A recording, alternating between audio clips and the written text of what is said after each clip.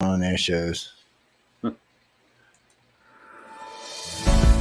Looking for something new in sci-fi or fantasy?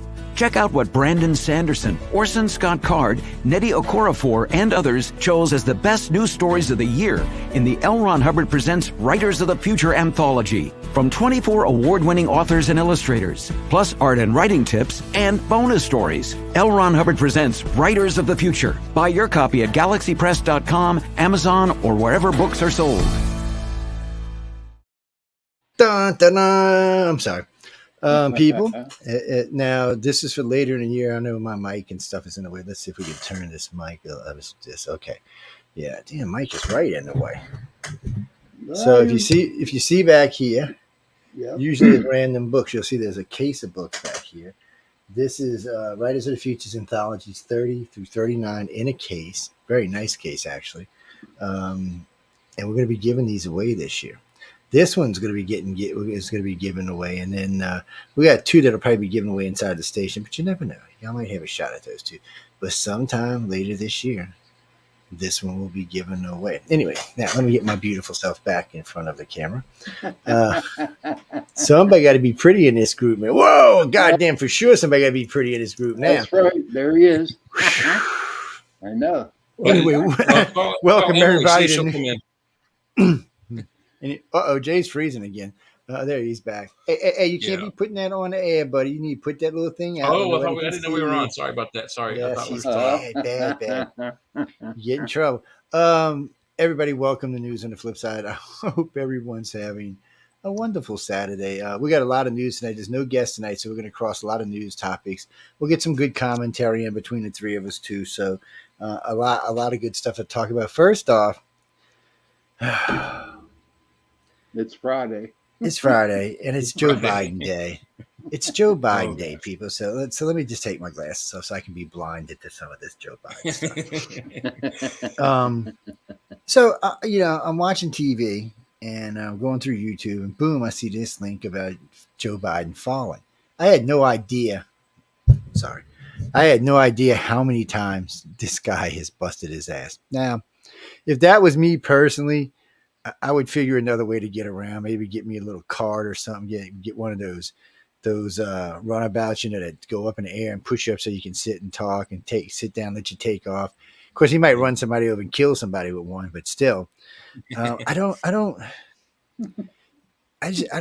what to think about him when I see it. I mean, look, I'm not anti-age because some of our better presidents were older, so I don't want to hate on that, but it's. I think when you start seeing the stuff that you see with him, he should have to have a cognizance test outside of the one that's given to him at the Pentagon. I'm not trusting them to be honest with us. And I just think he should, because, the Democrats are all like, oh, no. And we're all like, come on, dude. I talked to my Democrat friends. Just for Alzheimer's. I mean, it seems like he's got the beginnings of it. Yeah. But then again, here's what I don't understand about it. I mean, there's times that he's up there and he's talking good, he looks good, and then there's another time where he just falls over shit and doesn't know what he's actually talking about. Watch, where's my camera? And sometimes that's what it is a drug. Some people think it's a double. I have seen a couple of Bidens that didn't look like other Bidens. I don't, but I'm not buying into all the double stuff. It's just I think so if you watch doing the debates, like the days before the debates, he was fumbling and bumbling. And then all of a sudden for the debate, he was sharp. So there's lots of drugs they can give you to sharpen you up like that. The problem for Joe Biden is they can't give it to him every day because they'd kill him. And God knows nobody wants Kamala Harris. Nobody, not even the Democrats want Kamala Harris as president. They pretty much figured it would be the end of their party, which they might be right. Pretty close. It would, I mean, somebody said, well, she would be the first elected president. I said, no, she wouldn't be elected. I said, so she wouldn't be the first female by the people. She'd be the first female by default, which is not the same thing as being the first elected black female. It's a given position. Well, there's only one other person. Whoever sent me that just now was Gerald Ford.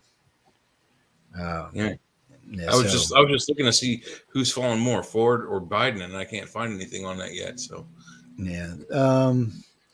Well, no, I mean with Biden, it's just where's my glasses? He's just he's just out there right now. And let's see, we had a couple of links there. Let me see what I did with them. But I don't want to always be hating on presidents because I really don't care if they're Republicans or Democrats as long as they're doing a decent job. That's paying $5 for gas.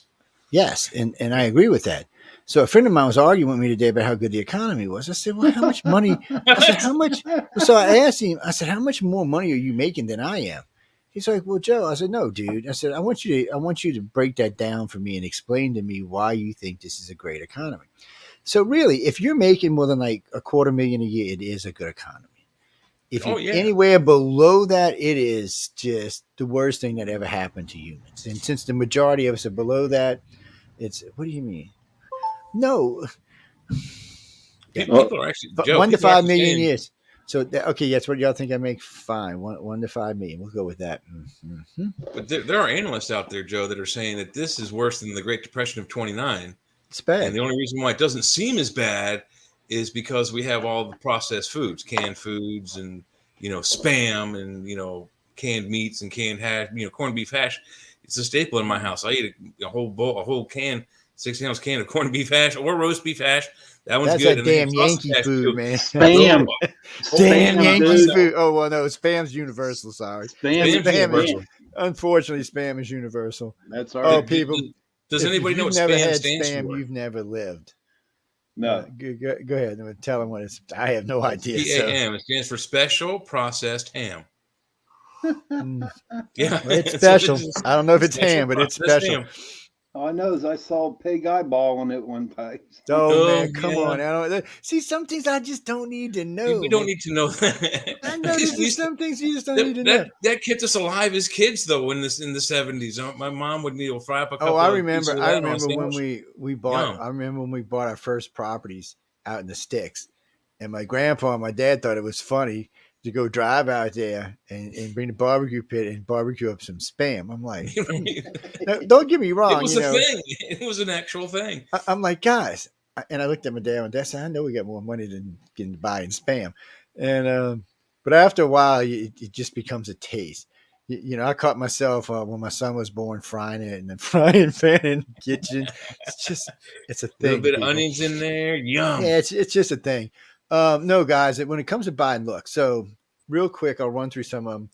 So the first thing he comes out and he's saying 3 or 4 times he's fallen down the steps getting an airplane. One time he fell down 3 times in one set. And, I'm not hating on him. It's just we need a president that just has his stuff together right now. Who that is, it's not him. I'm not willing to go out on a limb and say who's going to be our next president because, frankly, I have no idea. We've never had 2 people running for presidency that may end up in jail before. What is that? Yeah, they're under indictment or some kind of investigations. Yeah. Well, Clara, no. They're going to impeach Biden. Yeah, you can take that to the bank. There's enough now with the 5,600 emails and those 1,000 emails to that one company because he said he never talked to his son was on the board. They're going to definitely do that. And correct me if I'm wrong, but hasn't every president since Bush been indicted or been impeached? Obama was, Trump was, Clinton was. No, Clinton was half-assed. They never actually pushed it over the top. They just stopped somewhere along the line. Because I don't know what it was. It was something about one of the. Oh, I remember what it was. So the Supreme Court decided that. Because remember, he said he never had sexual relations with that lady. Well, by the letter of law, he was being truthful because the other thing isn't actually considered sexual intercourse. So what he said was factual.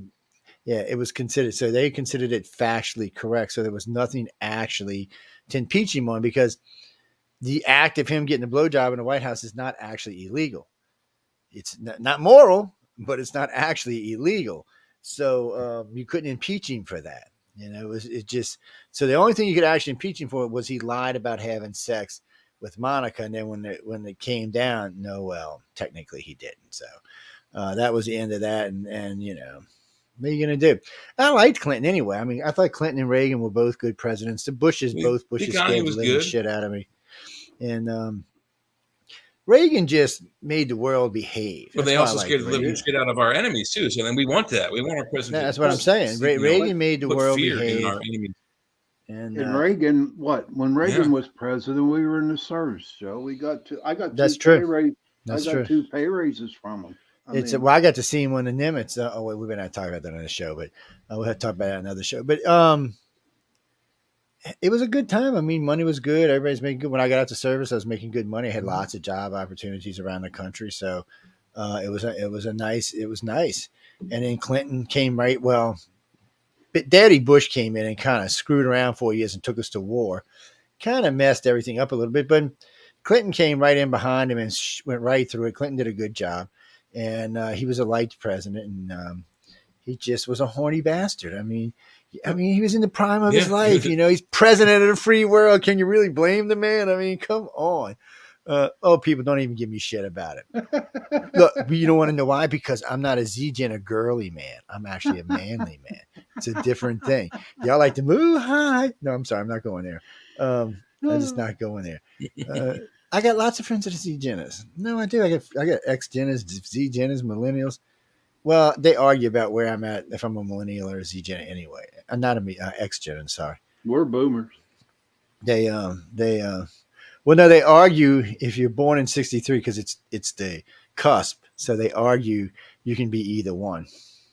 Because it's a change of the year. Yeah, I mean, so you can't be stuck like 65 is like the cutoff for baby boomers. And I'm 66, but I consider myself a baby boomer. I'm not in the next generation or whatever. And then the X generation considers we were the first to skateboards. So if you ever watch on TikTok, you'll notice we were the first to skateboards and have yeah, but they think they got all the crap. We were the first ones with the skateboards and the video games and but the X Gen is considered themselves as the last feral generation.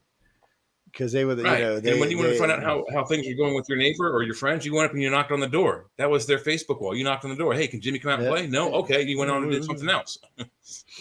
It was, because a friend of mine asked me. I said, look, it was the weekend. All I heard from mom, you watch some cartoons? Yeah, get out. And she meant to get out the house, come back for lunch, get out the house, come back for dinner, and then settle in unless you're going somewhere because it's the weekend. And she meant it. She said, get them. And if you weren't out the house, she would find you something to do that made you wish you were out the house. Yeah. So it worked. It worked, but I liked it. I mean, we'd go bike ride. It was funny. I was telling this to a friend of mine just recently. I rode the entire city of New Orleans a couple times over before I ever get to drive in a car. And I knew it so well. Going around a car was really easy for me. I knew the shortcuts, the cut throughs. It was a nice thing growing up like that. But now I wouldn't. If when I had grandkids, I wouldn't let them go roaming around on bicycles in the city, even in the daytime. It'd be like, the hell's wrong with you? The place is dangerous, and it was probably dangerous back then. We were just too stupid to know it. And we always traveled in groups. I mean, it wasn't like we were. Yeah. We were always, 4, 5, 6, 7 of us riding around on bikes. And back then we didn't use guns. We would go beat each other up after the fight, become friends again, go out and have a couple beers, dude. I mean, guns. It's just the way it was. Yeah.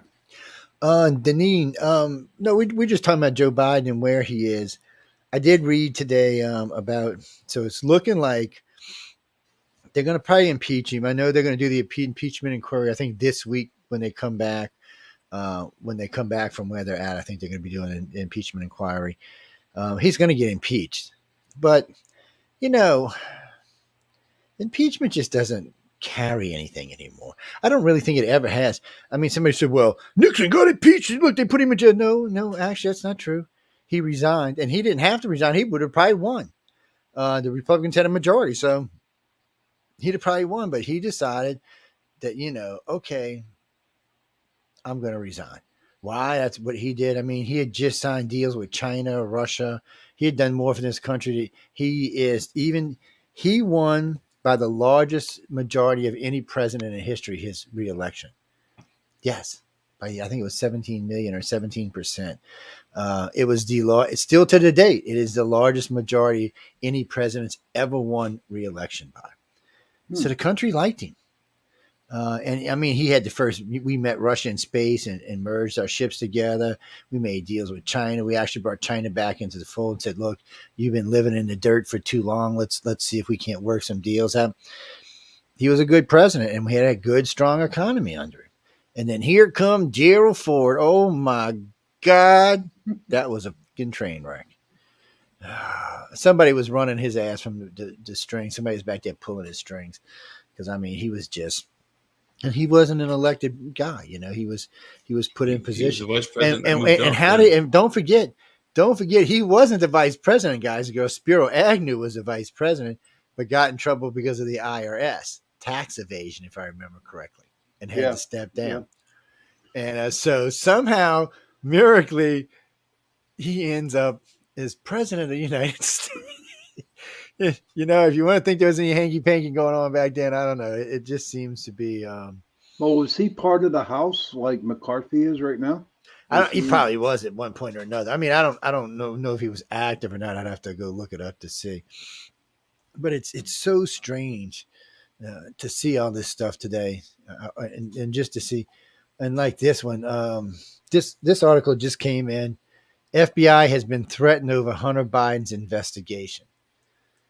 This is the New York Post. So take it with what it's worth. You know, but I mean, still, I mean, they're probably being threatened. And so this is the FBI. So in the old days, in the Hoover days, you'd have threatened the FBI. There'd have been shit to pay. I mean, they'd have been hell to pay, man. This would not have gone on. And all this stuff, this hanky-panky with these presidents and all this other stuff, this would not have gone on. Certain FBI leaders would have not allowed this to go on. They'd have been like, screw this. We're not going to allow for this. We can't allow this to go on in our country. It has to be better than this. We have to be better. But today, not so much. And then we find out recently that the CIA was bribing people. I think it might have been social networkers not to talk about certain things on air. Okay. Did like the Soviet Union sneak into the United States and we just didn't notice? I mean, what the hell is going on here? I mean, when you start talking about the FBI, when you start talking about the alphabet organizations kind of half-ass going rogue, it's time to get nervous. I mean, these are powerful organizations with lots of money and lots of connections. You do not want to get on their bad and they're using Gestapo tactics. They do. Leonard, where are you from, Leonard? Oh, L.A. No, I mean, I have nothing but respect for both of the agencies. Just unfortunately, it seems like parts of it has been corrupted. We're free citizens. We should be able to talk about it. It's been weaponized into a political tool.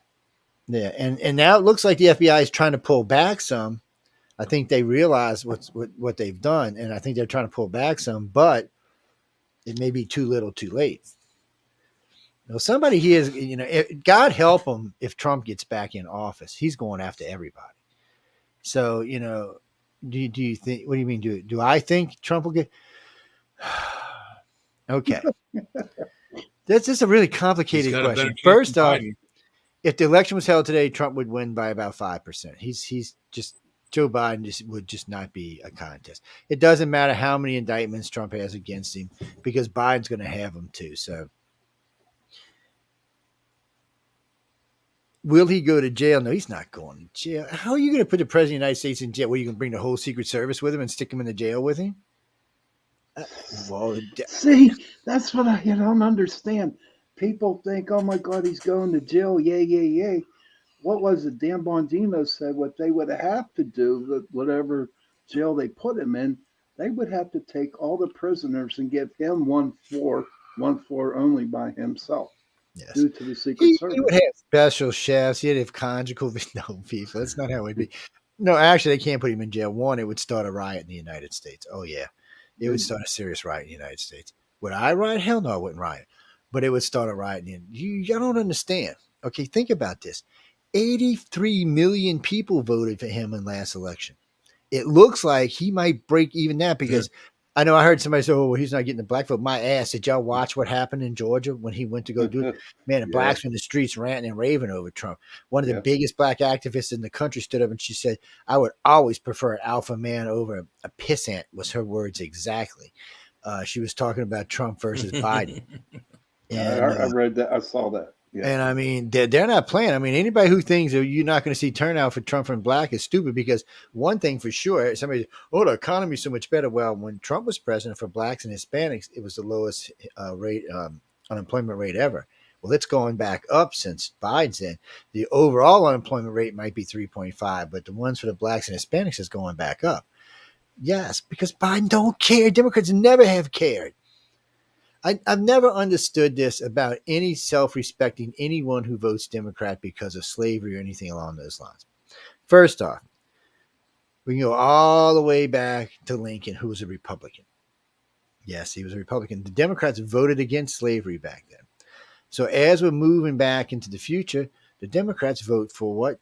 Jim Crow laws, then found the Ku Klux Klan. These are all facts. Y'all can look them up for yourself.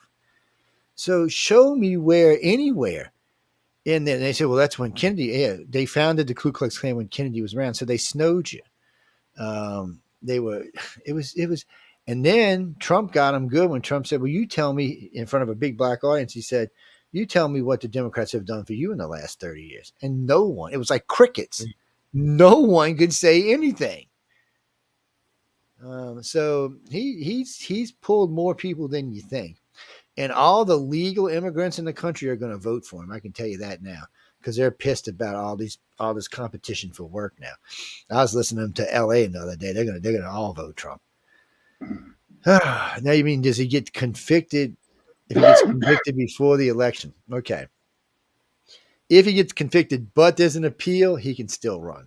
And if he wins, he can pardon himself. Oh wow. Or it might not even matter because most of the stuff will have gone away by the time the 4 years is up. The statute of limitations will be over. Yeah, the statute of limitations will roll off on most of that stuff. Yeah, So a lot of it's it's like actually the stuff in the stuff in New York they're going to be fighting about because a lot of that is actually passed. I don't know, guys. Who am I voting for? I have no idea. Oh, I don't know. We don't even have a solid candidate pool yet. No. It's currently it looks like. Oh, you mean so it would be DeSantis versus Kennedy, but nobody's voting for Kennedy because nobody knows what he's saying. I like the guy, but he's like, Jay, let's go see Sean, and we're gonna move that car, and you're like, okay, dude, you're brilliant, but go get your voice fixed. Why he thought he could win with that voice? And it's a shame that we're that kind of country, but we are, and you better get up there. Now, one of the reasons people like Trump, I heard him a little while ago ranting and raving, talking about how the Democrats are complete idiots and morons. Those people want to hear that. And right now with Joe Biden up there, it's not even hard to tell them that. Right. What do you It's mean? not No, a I'm not stretch. independent. Not by any means. No, at least I'm not an independent. I would be better. Centrist would be better. Centrist, whatever you want to call it. No, independents are flaky and don't know what they want. No, they really don't. Sometimes they're Democrats. See, for me, I am a centrist, so I'm looking for the things that helps me, helps my family, helps in there, and something that rides the middle that's not going to make complete and utter chaos with both sides. And more of the country's moving out of being a Republican or Democrats, but we still are letting them decide our elections right now. We don't have to. We just do it. It's a creature of habit. No. What do you mean, am I married? How much money you got? How much money you got? Well, I mean, I'm just saying, how much money you got? No, I'm expensive, man. I'm just telling you ahead of time. I am not a cheap date. Or you want to see my eyes like they're green. But I'm not a cheap date. I'm just warning you ahead of time. Mm-hmm. Yes. Jay's my broker, man. So you better watch it. He's going to want 15%. And then he's going to want to give Sean just a kickback. So that's going to be like 20%. Yep. Yeah. And then, like I said, I'm not cheap, so you have to send a limo for me and stuff. I'm just, top shelf scotch. That that's ain't right. cheap per shot. Or a good whiskey because I like a good whiskey sour. Oh yes, That's a must. You got to have Dude, good you're whiskey sour. talking back in the 70s about whiskey sours. I like a good whiskey sour, man. I can't help it. Damn. It's That's old school there. Well, no, if I run across the clips of Biden, I'll post them up for y'all. It's but I mean, right off the bat, here we are. We're already bitching. We want the FBI to do something. As soon as the FBI starts doing something, people start threatening them, and it's got to be Democrats because who else is going to threaten the FBI? All right, didn't Merrick Garland appoint that one dude? That special counsel, special counsel, which I have not heard anything about. I mean, he just got appointed and just disappeared. And he's just going to come back and say, "Oh, there's nothing about Biden or there's nothing about Biden or what's his name, Hunter." Bullshit. And if he does, then everybody's going to say the same thing. Well, we knew it was politically motivated in the beginning. But that's like when they put that Derman guy out there. Everybody said that he was going to ream Trump. Come to find out, he cleared Trump. Yeah. So. The MQ-25 Stingray. No, I'm not putting a picture of it. You're not getting me arrested. I don't want the Fed kicking in my door and saying, "Oh, that's classified, Joe." Now wait, that's something I wanted to bring that up. Well, hold on. What did I do myself? Did I knock myself off the camera? Yes, you did. I guess I did. That's something I wanted to bring up earlier. So, we used to talk about this about 10 years ago about carbon-based computers. So now they got one. It's a liquid computer made from DNA. So the carbon-based one of the big deals about the carbon-based computers was they didn't produce heat, or if they did, they managed it so well it didn't matter. So 100 gigahertz was nothing for one of those. This is even better. This is going to push speeds that I don't even know what we're going to need it for, unless we're just trying to crack major things in the universe, because an ordinary citizen like us wouldn't know what to do with it. I mean, I could run the whole network, my whole home, and everything else on the damn thing. And they're really advanced, guys. It's the best thing, as I would tell you, is just when you get some free time, sit down and just read, because it's a lot of little things you got to be paying attention to when you look at these, because they're liquid based. Yeah, they're made from DNA strands, and it's liquid DNA. Wow, it's got to be interesting. Joe Biden's your daddy. Oh, then you must be Hunter. What are you calling into our show for, Hunter? We don't like you here. we know you. You are not liked here, man. You need to go back to China, man. Not yet. Wait until the 24th when my son is back home from China. Then you can go over there. They let's see. Oh wait, what's this one? Oh yeah. Half of Americans have little or no confidence in the DOJ's handling of Hunter Biden's probe. Yeah. This is getting bad because the Democrats. So 59% of Democrats already said they thought that the Trump thing was election interference. They've already said that. Yeah. 59% of them. So even the Democrats are kind of like, "What are y'all doing? You're going to you're jeopardizing," because they're jeopardizing their party. Because if it breaks out, and we find out a lot of this stuff is true, it's going to really damage the party for a long time. It's going to hurt. It's going to really do a lot of damage to the government. Actually, Janine, I'm drinking coffee. Not all Democrats are dumb, but the ones up there in DC are. They really are. Everybody in DC the ones that are in charge of the vote. Yeah. Everybody in DC is dumb. Let's just not even beat around a freaking bush. Everybody up there is dumb. Shapley claims FBI tipped off people close to Hunter Biden and his father about investigative steps being taken in the case that the DOJ restricted. Oh, so FBI is tipping off the people so they can go run and hide and get rid of the evidence. Oh man, come on! I mean, what we need? There's something. See, the DOJ is supposed to stop this. He should have already had whoever arrested or put under investigation or whoever it is. But I guess they're working for this guy. They're just like, well, we probably work for this Mr. DOJ guy. What is that, Heather? I don't know. Evidence against Biden grows. Democrats circle the wagon. So what they mean, guys, is the other day They found 1,000 emails in his archives going to one of the companies that Hunter Biden sat on. Now, remember, Joe said he had no interaction with Junior while he was on any of these boards. So right there, that's 1,000 emails that he was writing to his son while he was sitting on the board of this company. So right, he just lied. Then, thanks to the museum, they told us that he had three. I was going to call them acronyms. What were they?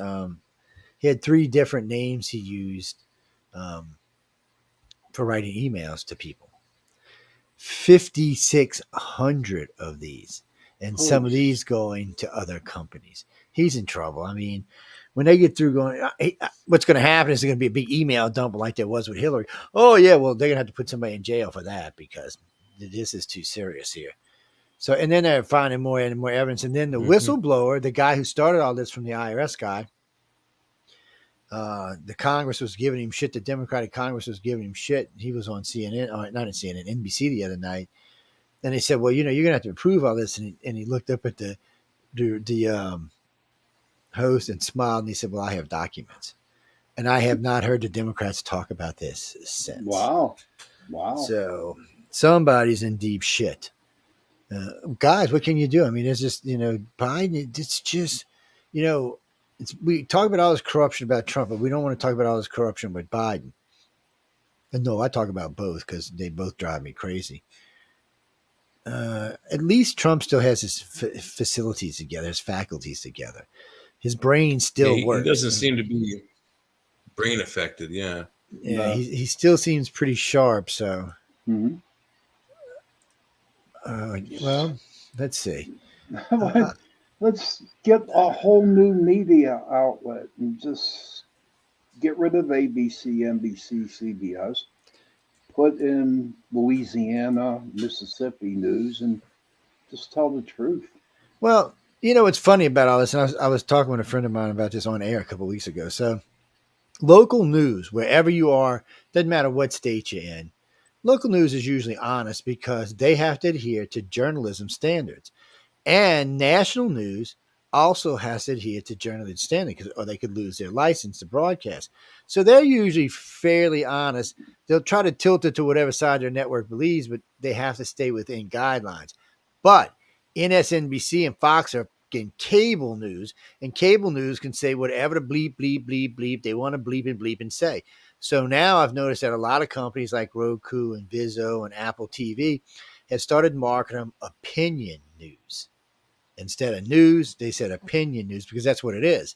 It's not real news. It's just whatever the blank this company wants to say about whatever the blank they want to say about somebody. And unfortunately, cable is an open thing that no one can seem to control. There's no real regulations on cable. It's cable is you have to narrate your children from not watching the crap. So, I like to catch. It's becoming like those things like Chive and Onion. It's becoming entertainment news with fake stories and fake opinions and all that kind of stuff. Yeah, it's like wrestling. It's well, I mean, we all, people used to argue all the time wrestling wasn't fake, but all you had to do was watch it to know it was. And now that's just how our news is, it's fake. No, guys, you can watch your local news. Local news is usually pretty good. It's talking about your local stories and what's going on. National stuff that's getting political and look. I have a problem with ABC, especially David Muir, 6:30 to 7 nighttime. I mean, first of all, that's a half hour of the most depressing news that I have ever seen in my entire life. Okay. Now, but that's not him. That's his programmer or his producer doing that crap. He said, and a lot of people want to be as depressing or as scary as they can be because they think that's going to bring the news people back. But, a long time ago when I first started doing news, I had a rule that I laid down with Stephanie. No matter what we were doing, no matter how bad the news got, every show was ended with a positive story, and we still do it today. And and the reason why is because it's not all bad news. Don't get me wrong. There's a lot of what out there, but just to tell this to people. So most people didn't know this, but most cancer stage 1 or 2, most of it, like 90-something%, it's curable right off the bat. You don't have to die from cancer anymore. Even stage 3, a lot of times curable, and even some cancers in stage 4 can be cured. It's a big step from when I was a kid. You got cancer, it didn't matter what stage it was, you were dead. Not because of Yeah, you cancer, were so much gone. because of radiation. They used to try to kill the cancer, killed you. Mhm. It's Mhm. so we've gotten better. Now we're learning that we don't necessarily need to radiate stuff. We can find other ways to take it out. So we may There's some actually see laser it. surgery now Yeah. that target certain cancer cells. So And now we know instead of irradiating the whole body, you can take a little pill and set it next to the cancer and do it that way instead of having to irradiate the whole body. So it's I mean, we're learning and we're getting better and things are changing, but unfortunately, current I haven't seen the world this bad in a long time. Um, it's everybody seems to be antsy. Everybody seems to be pissed. You've got China wanting to start wars. You've got Russia in a war. You got America. yeah, Who would run it if we got in a war? Kamala Harris? Really? No. yeah. We might have to let Hillary in office for that. At least we know she can fight. The murderous bitch Yeah. that she is. She It's, fights dirty, but she'll win the war. yeah, she'll win the war. New record: Firefly Aerospace launches Space Force mission 27 hours after receiving orders. Y'all don't know what Space Force is. I've met 2 of the generals over there. And thanks to Writers of the Future, by the way. Interesting group of people. Matter of Really? fact, John Yeah. and Emily are space cadets. That's what they call them because they're I guess they're part of the friends with the program. Are they Space Force part of the Air Force? No, I don't think they are. I think they're. I think when Trump I made think him, I it's like think he. the Marines, though. It is an offshoot, but it's an independent service now. Yeah, Trump told him he wanted them to be independent of everybody else. So I don't know. And in the beginning, I think that's what they were. They're just like what Jay said. They were an offshoot, but now I think they're just on their own. Hmm. Well, because there was going to be a big argument about who should command space, the Navy or the Air Force. Well, the Navy, of course, thinks they should be because it's big, vast, like oceans to them. So they're thinking, yeah, we should be in control.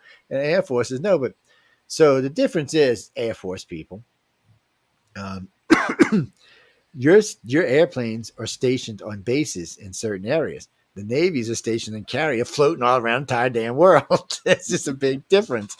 So y'all should be stationed on planets, and the Navy should be out in space. Uh, I don't really care, to be honest with you. As long as we get into space, I don't give a shit who's running it. I've been advocate for public space for a long time for private industry to take over space, and it has worked in a major way. I preached this for 3 decades, and I kept, no, that's never going to work. Well, guess what, guys? In less than It's 10 working. years, they've done 3 times as much as NASA could ever think. Think about it. Elon has launched more space shots than anybody on the whole planet combined now. Yes. I'm talking from start to finish. Yes. It's insane. And wait, he reuses them and he freaking lands them. China said they're a decade Yeah, away from landing them. there's very Well, little destroyed equipment in their takeoffs and landings. did Elon? I heard this in the news that Elon sold the rights to Starlink to our military. Have you Oh, heard any of yeah, that like that? he might have. Starlink is serious because nobody realized this when he first put Starlink up, and I forgot now. I think altogether there's going to end up being 12,000 satellites up there. But so, and I think it was like 3,600 now or 5,600. But Putin, Elon was talking with Putin trying to get a peace deal with the Ukraine. Putin got all snotty and started talking about launching nukes. And Elon simply said, I'll just knock your nuke down. I'll just run one of my satellites in it and knock your nukes into space. And Putin said something else. And Elon said, I can produce these satellites and put them in space much faster than you can produce nuclear weapons. He said, and I will knock them all down. Mm-hmm. So that took a big threat away from our country. I mean, he's got 5,600 that he's sitting on rockets and some in subs. So anything intercontinental ballistic, he can knock out. And that had to irk China's ass too, because they're building more nukes now that China's thinking, well, wait, he can just knock them out of the way. What the hell is this? I mean, and he's putting more and more of these up. So I think the military realized that this is a great program, so they can still use it to supply internet to everybody on the planet because that's their goal, they'll be able to eavesdrop now on everybody on the planet, because anybody who's got Starlink will get eavesdropped on. And That's the NSA's goal. yeah. So that's and he'll probably make records amounts of money, and he may even keep the contract and make him for it. There's also, we also got to kind of put it in perspective for everybody. 1960s, NASA was given around $20 billion to get us to the moon. Adjusted for today's dollars, it's $60 billion to get us to the moon. And when they did get us to the moon after Apollo 1, like a $1 billion rocket for the time of the money explodes on the tarmac, kills 3. They were just doing tests, and the thing explodes on the tarmac, kills 3 astronauts. By the end of the decade, we're on the moon. But every time one of those things went up, 90% of the equipment they sent up is destroyed on the way. The only thing that comes back is the command service module, the little tiny toaster with 3 dudes in it. And I guess if you calculate the money on that, that probably was like, $250 million just for that little piece of equipment. And the only thing that comes back. Look at today's rockets. Elon Musk, they go up, they come down, he reuses them. No money lost, no equipment lost. It's a much more time efficient and money efficient system. It is a better system. It's I mean, Elon's changing the world for the better, and he'll probably be. Why? I don't know. And that boggles my mind, Joe, because why would one guy just want to do this? But stop and think for a minute. He's not the only one that's done this. Edison's done it. Franklin's done it. You got what's his face, Bezos. Yeah, every now and then, Hawkins has done it. I mean, every now and then, there's just a great man who wants to do great things for us. Nobody knows why. We're just grateful that they happen along. And it's not. And in all fairness, ladies, there's actually great women out there that want to do this. They just want to do it. Now, with the Elon thing, unfortunately, I have this. I don't know how many of y'all have ever seen James Bond Moonraker. I get this thing about Elon that he's going to build this big, massive colony on Mars, put a couple million people in it, and all of a sudden one day Earth's going to go bloop. I don't know what it is. As long as he doesn't go full on Drax on us, he will be okay. So he wants to build Mustville. He said that he can write a better constitution than the one we had, based on the one that we have. That just scares me right off the bat. But it'll be up to you if you want to go there or not, So eventually, he said there'll be trips back and forth from Earth to Mars, and until such a point, the way he's saying this, he's going to claim Mars as his. Once he gets 4, 5, 6 million people there, he's going to claim Mars as his. And I bet you he will build weapons that we have not seen to protect his planet. So he said he wants to bring all 10 and 11 of his kids, whatever he's got now, to Mars and found a new world. And if anybody can do it, it's him. So I think part of what he's doing is to help us, but part of it, I think, is just greed. And greed in a different way, not so much for money, but for what he thinks is the perfect world, which maybe he has a better view. I don't know until he does it. Scares the bejesus out of me, though. But as long as he's doing good stuff for us, I'm all for it. Vaguely territorial and dictatorial all at the same time. Like he's going to be a new Hitler on Mars. He'll definitely be a new player. He'll have his own country, his own world. And if Earth keeps going the way it is, I guarantee you a lot more people are going to want to go there. So, the crazy thing is, guys, we'll be dead when this shit happens. No, I don't think we will be. No? Maybe. He says he's 2020 sometime in the next 8 years or next 6 years, they want to do a launch to Mars. And after that, they want to start launching every 6 months to send supplies. So any point after that, he can go and start putting a colony up. So we may, if we live to be 70 or 80, we may see the big colonization of Mars. He's going to have to send a lot of equipment to get that atmosphere going, though. Otherwise, he's not right off the bat. Buildings. So I used to say this all the time. The first place we should go is Olympus Mons. I guarantee you there are big chunks of hollow areas in there that are closed off to the atmosphere outside. that could be used and Yeah. easily sealed to start terraforming, to start an It atmosphere might to even have survive breathable there. oxygen already in them. Yeah, and there may be water there because now we know there's flowing water on Mars. So, you know, at least NASA admits now that we'll probably find life on Mars. They're thrilled that we're going to find life on several other places in our solar system, which I've been preaching for since I've been on the air, so about 28 years. You know, what's interesting is what we found when we went to Pluto. Pluto is just a live planet. We thought it was going to be just a big chunk of frozen ice, and it turns out it's not. And they think there might be life there. They definitely think the two inner water moons have life on them. So, and there may be primitive life. And which one is it? Io. Which one's the volcano one? Isn't it Io? I always get them confused. But Io is the volcanic one. There's Europa is the frozen one around Saturn, and then they just recently did a story about Enceladus, the moon of Jupiter, or moon of Saturn rather, that is like the Europa moon on Jupiter. It's a frozen planet with apparently ice tectonics on the front, so there's a liquid sea below the shell of ice. So that's another player in possibly getting life. And then there was that Circeus or Sirius, whatever it was.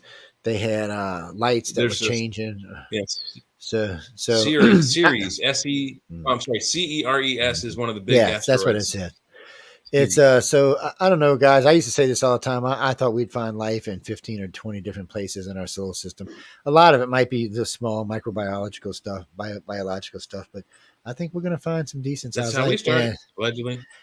And I know in that one, I think it was Europa, when they put that probe down, they saw something big and black. It looked like a whale. It came up, kind of humped down, and then took off again. Where is Europa?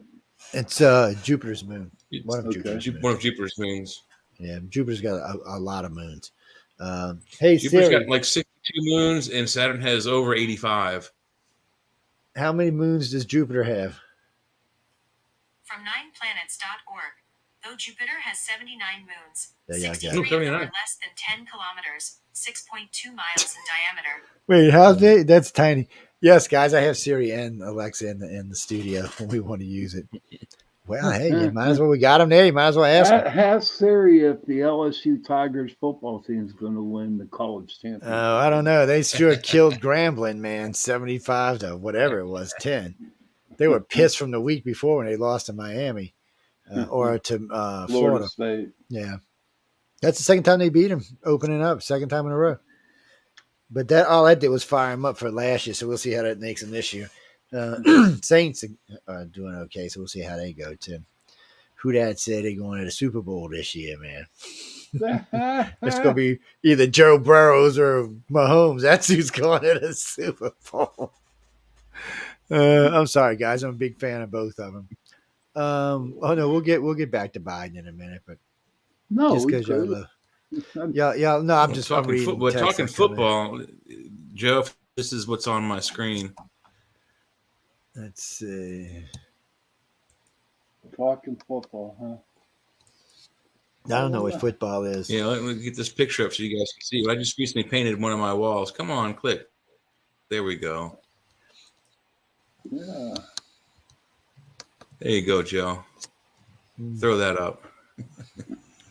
Yeah, I don't see nothing. I can't see it. Yeah, where'd you send it to? Oh, hold on. Let me see if I can find it. Damn it, mouse. Present in the show here. Let's see. Did you send it an email, Jay? Mama, let's try that again. It must have. Well, I'm on vacation. If anybody cares. Got it. Yeah. Vacation's not. Well, Jay's on vacation. Screw both y'all. How y'all like that? I ain't no damn vacation. Yeah. I don't even know what that is. I don't never get no damn vacation. I got a broken foot vacation. Hey, vacation, man. I'm just saying. There we go. Try that. Okay, I think it came up. Add to stage. Well, dun. Hey, that's illegal, man. That you can't have that up there. That's illegal, man. Well, you know what?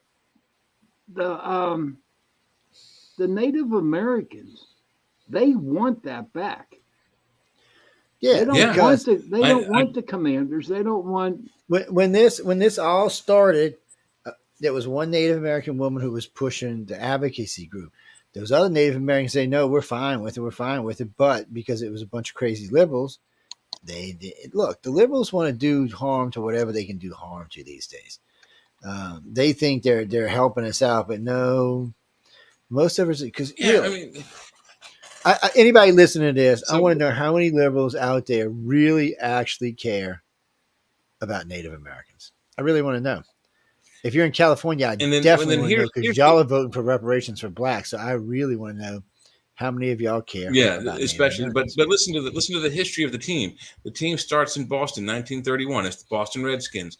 Their frontline receivers, all four of them, Native American Indians. Their quarterback at that first team, American Indian. Head coach, American Indian. Then they moved to Washington D.C. and they wanted, I think it was Coach George Allen. I'm not sure, but one of the coaches in the '70s got together with one of the heads of an Indian tribe near the D.C. area, and this Indian chief designed the Indian head logo, the spearhead logo, the font, Washington Redskins, the wording that it's written as, and the color scheme, burgundy, gold, and white. And I don't see how white people can have a problem with that if this is designed by a legitimate American Indian chief of a tribe. Because what they did is They've taken representation. some white lady got What they've done some is they've Native taken American representation of lady these people out all of riled up. sports. How Yeah. come Florida And State, it's sickening. the Seminoles in They're the Florida only State. ones, and the Atlanta Braves, Cleveland Indians changed to the Guardians. Yeah, They no longer have Indian logos anymore. I would like to I see noticed the. that hasn't really changed around where we live. They're like, screw you if you don't want to, you don't come You to know the what? games. I would like to see them go back to the Washington Redskins. I mean, There's to some me, talk about that. There's a few co-owners now. One co-owner says never, but he could be voted out. But the fact of the matter is that we took the country from these poor people. We gave the U.S. government, the U.S. Army, gave smallpox infected blankets to women and children. How is that more offensive than calling them Redskins? They called us Whiteskins. We called them Redskins. It wasn't like, hey, the N-word. But that's how we refer to them, as having red skin. They have red tan skin. We have white skin. It wasn't an issue back 100 years ago. I mean, that's just how they were called. It wasn't a derogatory term, and it still isn't. Yeah, I don't know, but that's what going too far. That's when you go get crazy politically correct. That's what happens. It's like when they It's the decided same things happening what with you're going to Civil write. War stuff, and then breaking down Civil War memorials So and I was reading. Southern generals and Northern generals alike. I was reading the selection of books that you see when you're going to school in the North, when you see what you're going in the South. A lot of it's pretty much the same. But I noticed now that several schools in New York are putting on the transvestite shows. None in the South are. It's not going to happen down here. We're like, sorry, guys. You want to do a transvestite show when the kid's 21, he wants to go see one, he can go ahead and go see one. It's not. And then the Air Force got in trouble. The Navy really screwed up, made a recruitment video out of one. yeah, they did. And it hurt them major. People started wanting to retire, and people wanted out of the service. Nobody wanted to stay in. Nobody Have you wanted seen to their join. new commercial? I haven't seen it yet. Have you seen the Navy's new commercial? Mm-mm. No. Okay, so it shows a few things. Like one of the images is some crows fly from the underbrush, and then they kind of morph into drones as like bad guy drones, and it looks like the U.S. Navy sends off some sort of EMP and destroys all the drones. So they're showing that they have some kind of technology that they're not supposed to like maybe tell anyone about. So we know they have the 3 railguns. There's 2 on 2 destroyers and 1 on a stealth sub out that are deployed now. But Yeah, they're taking they them have off an the EMP Zim weapon. wall. I mean, think about it. Oh no, we got EMP. Yeah, We've the had zoom them for a on, and while. there's one other. Yeah, we've Yeah. had EMP weapons for a while, but it's we hadn't had long range ones until recently. But we've had EMP weapons for a while. Mm-hmm. It's It's I know when I was in the Navy, one of the things we used to do was shield our electronics from EMP pulses. So a lot of the Navy plane. Oh, never mind. Let's move on. I'll probably get sanctioned for that, so we'll just move on. I know Russia and China knows this by now, but last time I talked about it, I got popped for it. So I was like, "Oh, you're not supposed to talk about that, Joe." So hey, well, let me put it another way, ladies and gentlemen. We're the most advanced Air Force and Navy in the world. We know we have to shield ourselves against nuclear flash EMP. So I would think by now maybe we had developed something. There we go. That's how it's called skirting around it. Frankie Marrero. Where you from, Frankie Marrero? Chicago, baby. That's where you from. You from Chicago. What you got for us tonight? The Windy City. You part of the Biden crime family. Is that what you're trying to tell us? We better back off. That's what you tell us. We better back off. People in the South don't like that kind of talk. I'm just telling you. It's dangerous to be talking like that down here. And then people in Pennsylvania really don't like it either. If you think someone's doing a bad job, then you're welcome to speak up about it. And I did vote for this last presidential election. I'm not telling you who I voted for, but I don't like what Biden's doing. And I'm going to speak up about it. I think he's doing a horrible job. We Zeke Heil Biden. Yeah. I hate the bastard. He's the next Fuhrer. I hate him. I don't like him. I really don't like the word hate, but I hate that. What he has done, I just get frustrated when I see it, when I hear it, by doing what he did to turn off all of Trump's programs that got us our economy going really good. That's just out of pure spite. That's not because it's just only because they hate Trump. It's not because Trump did well. They wanted to make it look like he didn't do well, and by doing all this, they've hurt the entire country. It is absolutely worse, economically speaking, right now than it was in 1929 when the gates crashed. But way back then, yeah, there it is. It's horrible. But it is terrible, man. It is. Horrible. Yeah, I mean, those who aren't making enough money are going to be forced to eat foods that are not good for them, like we were talking about earlier. I love corned beef hash, but it's going to make you fat. So can I bring up something that I have seen the last 3 days, dudes? Please. Yeah. All right. Wendy's has given out 1 cent hamburgers from the 18th. What? 1 cent hamburgers from September 18th to September 22nd.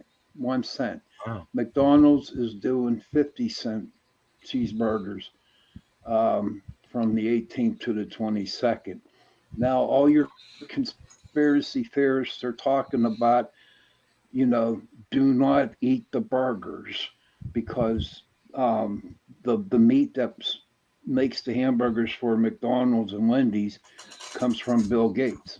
And they think there could be a zombie apocalypse if you eat these burgers. Some kind of RNA to change what you are. When Bill don't want it. That's not what Bill wants. Bill is into eugenics though, so he'd like to see the population thin. But so why are people freaking out about the 1 cent cheeseburger? Because people are stupid.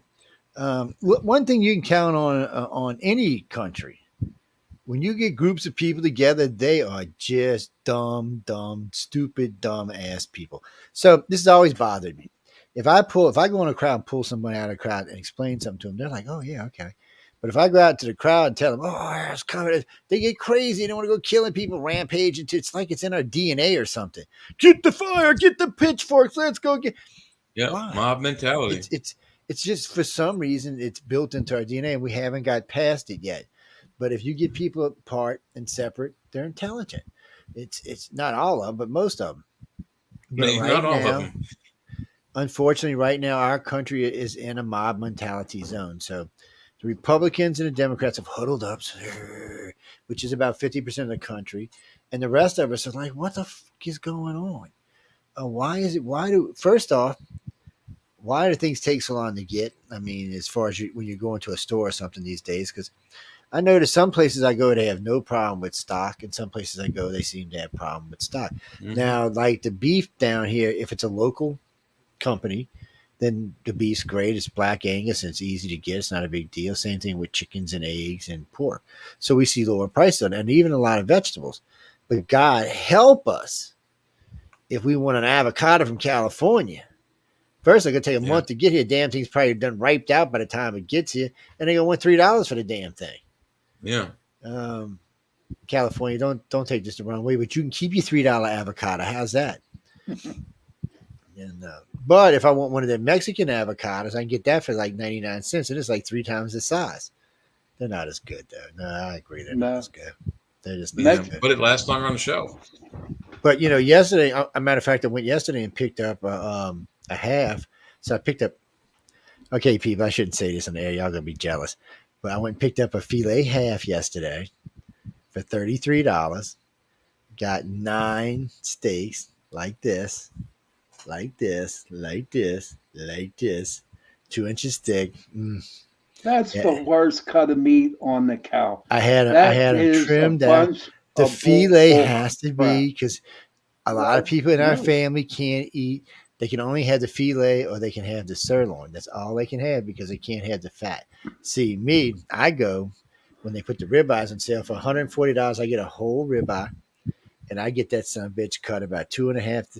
The steaks come out to about 1.5 pounds each. And I get 14 of them. 14. Dude, you're eating a roast. You're eating a freaking ribeye roast. They're good, man. When you put them on the pit, they are good, man.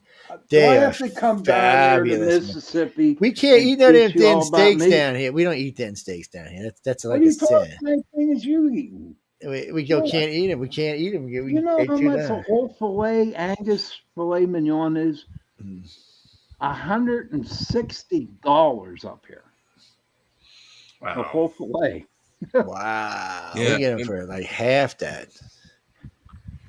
We get them for less than half that. Well, we had a good deal on the radio today. One of the delis had, or one of the meat cutters has a food truck in the mall parking lot in Hagerstown, and they were selling 20. I think he said New York strips for $20. That's $1 a steak. Yeah, I don't trust. I don't trust him. I don't trust him. Well, I'll tell you what happened real quick. Yeah. I know we're getting off topic, but my partner and I were coming back off a big giant. This guy who was in town, he was selling a bunch of steaks. So we bought 2 cases. We bought some New York, some ribeye, some filets, some sirloin, a couple of little junk steaks, some flank steak, and something else. And they were really pretty.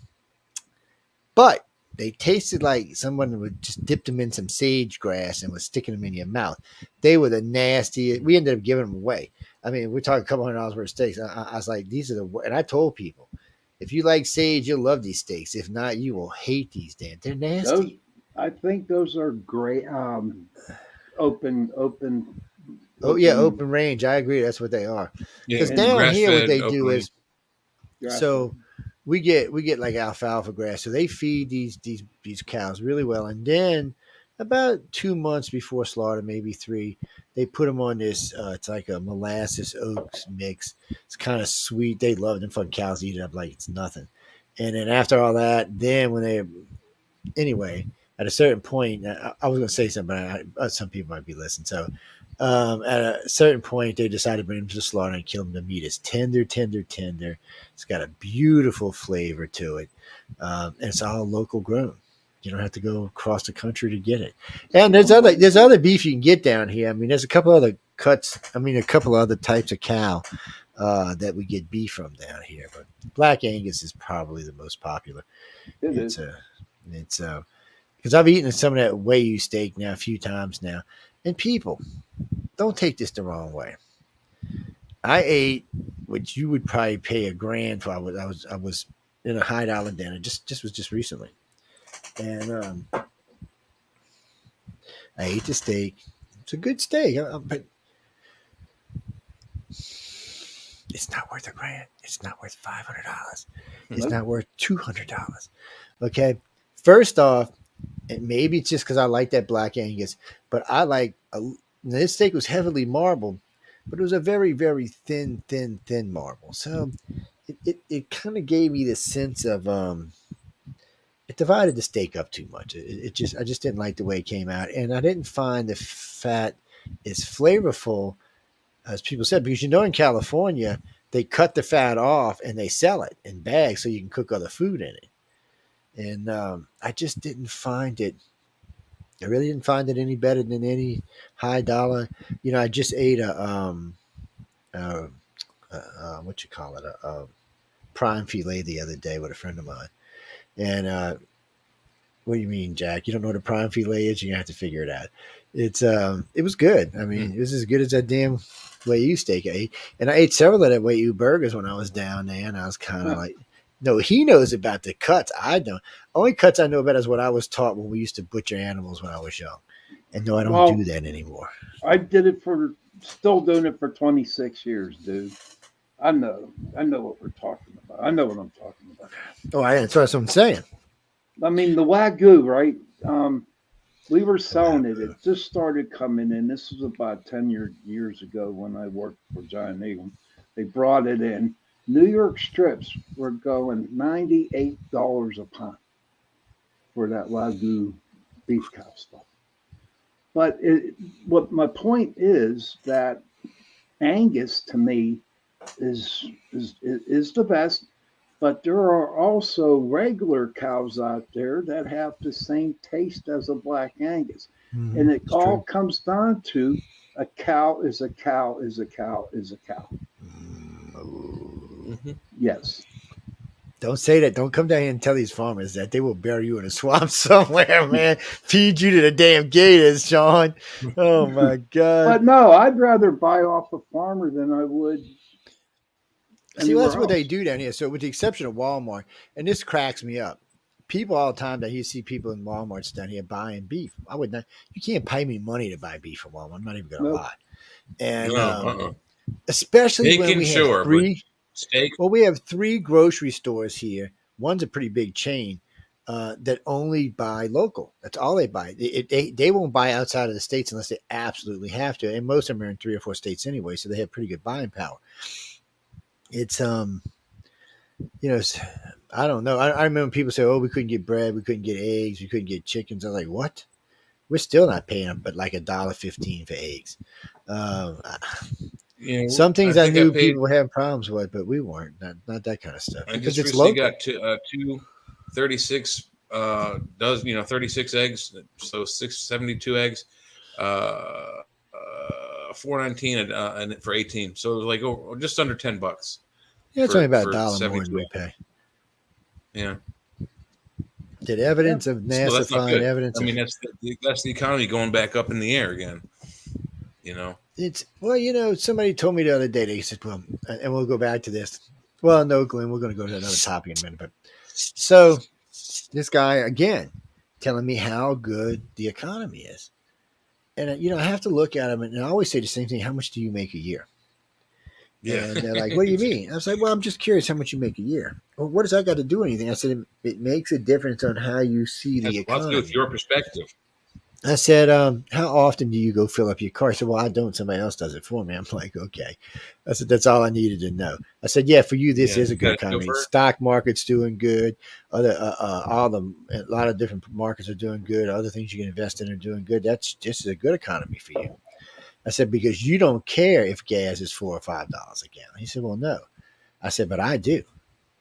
I said, "That makes a difference in what I have to charge my customers.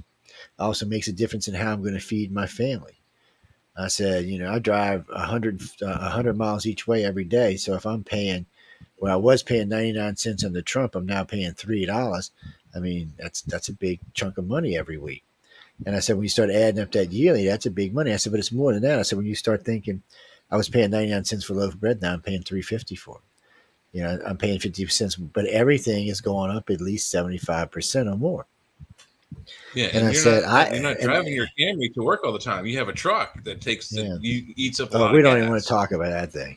Yeah, we don't even want to talk about that thing. No, we're not talking about that gas guzzling, whatever you want to call it. But the problem is, people, is for me personally, I have had to go up on my customers.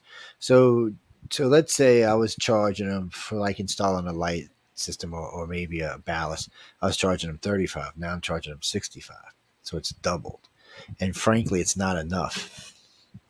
And when we start going through We're just finishing up a condo job, and the place looks really good, but we should have charged $5,000 more than what we did. It's going to take us a while to get used to this because prices aren't coming down, so we're going to be forced to go up on our prices or starve, one or the other. Somebody said, well, if you can't get work, so I said, well, either way, I'm going to starve. If I can't pay my bills, I can't pay my bills. I said, so what do you mean? Eventually the radio station was paying my bills for a couple of years there, and then COVID came along and wrecked that. There's nobody to sue. Who? Wuhan? The government. Yeah, There's just nobody to sue.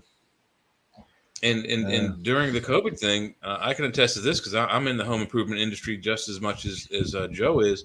I'm from the supplier end of it. There was a 4x8 plywood board that every construction company needs to use to build floors and walls. It was $17.52 before COVID. After COVID, this cheap board went up to $52 and change. Yeah, and then it came back down to like $35, and they're still not going any further down. You're lucky if you can find a 4x8 plywood board for under $20 anywhere in the country. You're very, very lucky. Wow. Yeah, everything's gotten stupid. I mean, disgusting. It's well, people. I mean, whether it's grocery, whether it's supplies, whether it's cars, it doesn't really matter what it is. Perfect example. I like these little square cake things, right? They used to be like $2.65, $3. So I looked at one today because I bought a banana pie. So I looked at it and I was like, "Ooh, yeah, which is $7." The thing ain't worth $7. Plus, it's gotten smaller, and that's another problem. You go to McDonald's, quarter pound is smaller. They're saying, "Well, it's still a quarter pound." Well, that's true. The beef patty is still a quarter pound, but the bun is smaller. So yeah. And everything that goes on it is smaller because that bun is smaller. And don't tell me it's not because I used to be a general manager for McDonald's. Yeah, they wanted me to become a supervisor, and I said, no, I got to go find a real job. Well, no. So, in all fairness, people, if you're out there thinking about being a fast food manager, McDonald's is the company to be. Now, this was almost 40 years ago. $1 million a year. They paid me $125,000 a year plus bonus. My bonus, because I was on the beach, was usually about $200. So I had to go to hamburger college, which was weird. So it put me in around $350, $375 a year for managing a hamburger joint on the beach. Now this was 40 years ago. So you know how much money that would be today, right? Which would be about $1.2 million, $1.3 million years. So, and if you're in a place like in a parade zone or something like that, the amount of money you can rack in is unbelievable. But just an everyday McDonald's, can make us several $1 million a year and clear a profit. So, and you know what? And we all know better than to eat the crap, and we still do. Yes. Yeah. Yes, I'll tell you what, a freshly cooked quarter pound is good, man. All juicy and stuff. And Big Mac. After watching when they screwed that through the machines, I should never even want to look at one of those, but I still do. I can't help it. Because when I was managing for them, in all fairness, everything was 100% pure beef. All the vegetables was fresh. Everything was good. We even made our own biscuits in store. So it was a little different then. But I'm going to tell y'all a secret. This works for Taco Bell too, because I was a supervisor for them. You can actually, if you want to keep your inventories better, at McDonald's, you can order not 100% pure beef, but 50-50 soybean, 50% beef. You can order it, and they ship it in the same red box, so nobody really knows. And also, at Taco Bell, you can do the same thing. You can get 50% soybean. So, and people want to know why it always makes them sick. That's why, because the soy tends to, how can I say this politely, clean people out. Right. Yeah. Yes, it's like a things you didn't want to know. Yes. Well, that's what happens Yeah. when you work. I was young, guys. Come on. I just got out the military. I was looking for something to do, and I wasn't going to go flip hamburgers. So I got to be the boss. Back then, McDonald's was a solid company. Right now, they're still a solid company, but now their food's a lot less healthy for you. I was 24 when I went to work for McDonald's. And the only reason why is we had just got a place in the Gulf Coast, and Joey was like, I think, a year old. And so I was on unemployment because the company that I worked for in Louisiana had gone out of business. And I had been working for myself, making pretty good money, but I still had I don't know, like a year left on my unemployment. So we moved to the coast, and I got bored. I was sitting there watching the sun come up one morning. I said, I got to go find something. I can't do this. And I just happened to have been in there, and the guy said, we got to talking about the casinos coming. I said, well, I might go work for a casino. He said, let me tell you what you could make here. I'm like, dude, I'm not coming to flip hamburgers. You lost your mind. He said, come be my morning cook. And he said, just come be my biscuit cook in the morning. He said, I guarantee you in less than 5 months, you'll be making at least 50. I said, okay. And sure enough, 2 months in, he'd already promoted me to I forgot what kind of manager it was. Then they promoted me to assistant, which was 65. And then to GM, which was 85. And then actually went up to 125. And then with the bonuses, because I didn't realize when I first got promoted how much bonus we got. I thought it was going to be like, $1,000, $5,000, maybe 10, 250 G's, man. I was like, what? I was like, I may never leave. I couldn't do it though. I just working with teenagers all the time was too much for me. Yeah. Yeah, and my stole, girlfriend was just recently working at McDonald's, and she had to leave because the drama these kids do. They don't do what they're told. They don't do their jobs.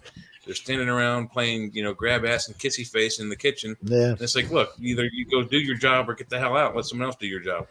So she and left. see, and well, that's a real problem right now because I was just talking to somebody about this yesterday. So we're looking for help because we want to expand the business and get some more work. And companies like Angie List have been calling me and asked me, why don't we come work for them? And I said, well, I don't like paying all these revenues and fees and shit. And they said, well, wait, let's see if we can't work something else. So they've been bugging me because they can't find a contractor in the area where I live. There's just hardly any contractors. And I've been working out in New Orleans. I said, well, let me think about it and see where it goes. But so we're looking for help. So we're looking just laborers, nothing special, just laborers. Everybody wants $30 an hour. I said, I am not paying a laborer $30 an hour. I just can't do it. It's just, I'd have to charge the customer so much it wouldn't be worth the freaking job.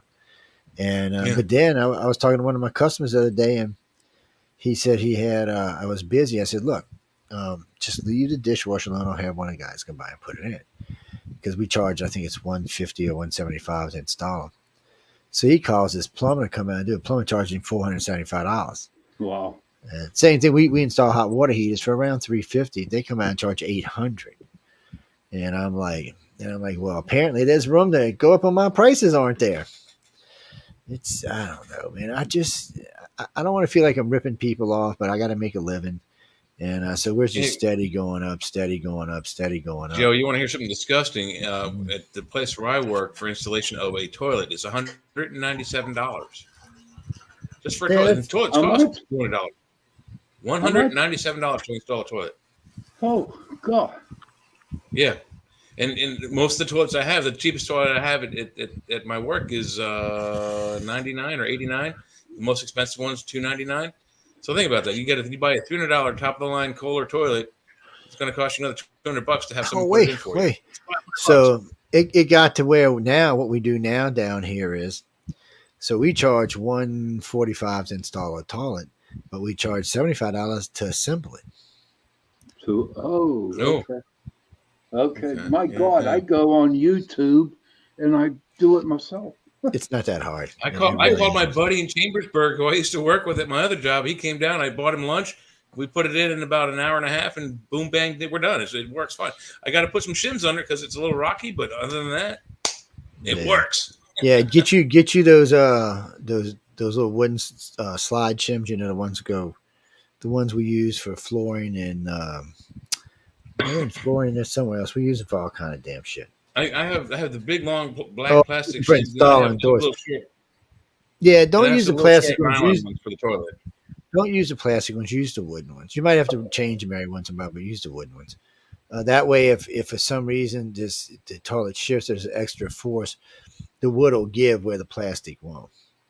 And believe it or not, porcelain's not as strong as it looks. I can't tell you how many of them we've changed where people, I guess, because they lean back on them and they mess them all up. You change around. It's I'm sorry, guys. We won't talk about that no more. Oh wait, hold on. We got to play this. Wait, let me put this on here. Where Where is this? Present. Dun, dun, dun, dun, dun. No, I need a really rich sugar mama. I mean, we're talking like stinking filthy rich. And I'm telling you, I'm spoiled. All right, what is this? Okay. Oh, This is Joe Biden. Let's see. This come out of Samaria?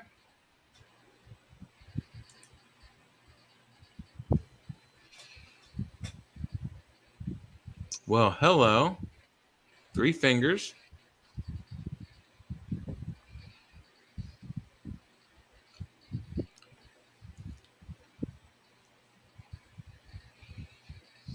Wow, if that doesn't look like E.T. No, a lot of people think that it's a bunch of bones put together and laid out. That's bullcrap. If that's anything, that's Project Bluebeam happening there. I think. Or it was, or his lens flare from the light the cameras are looking at.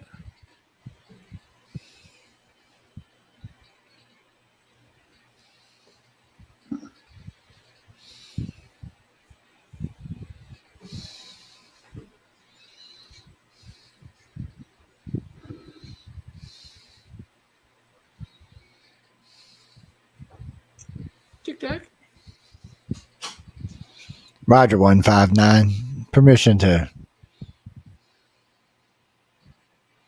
Engage.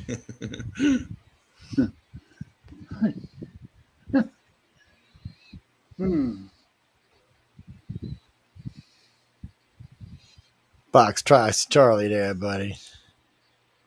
What is this one? You know what? If it was an alien, why didn't they just shoot at it, man? They had it. They had it. Okay.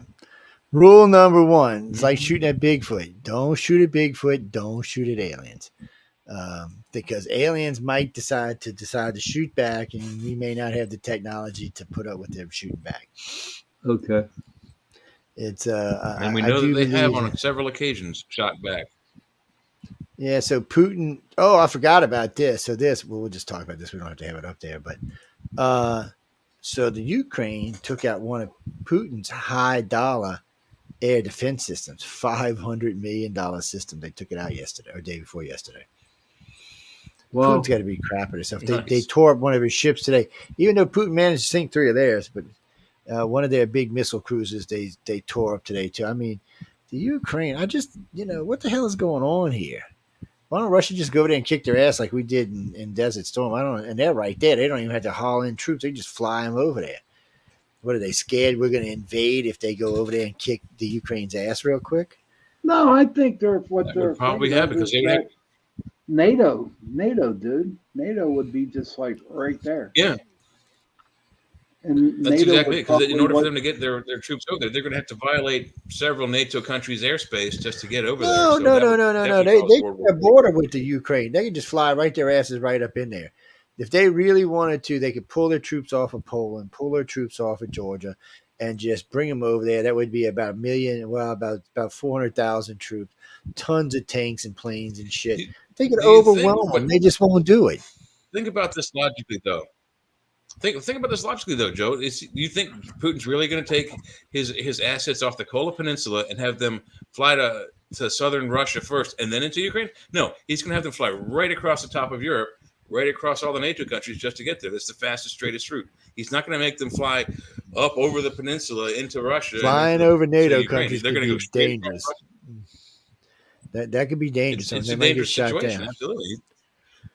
But he could probably get permission for it. But, I mean, they might give him permission for it.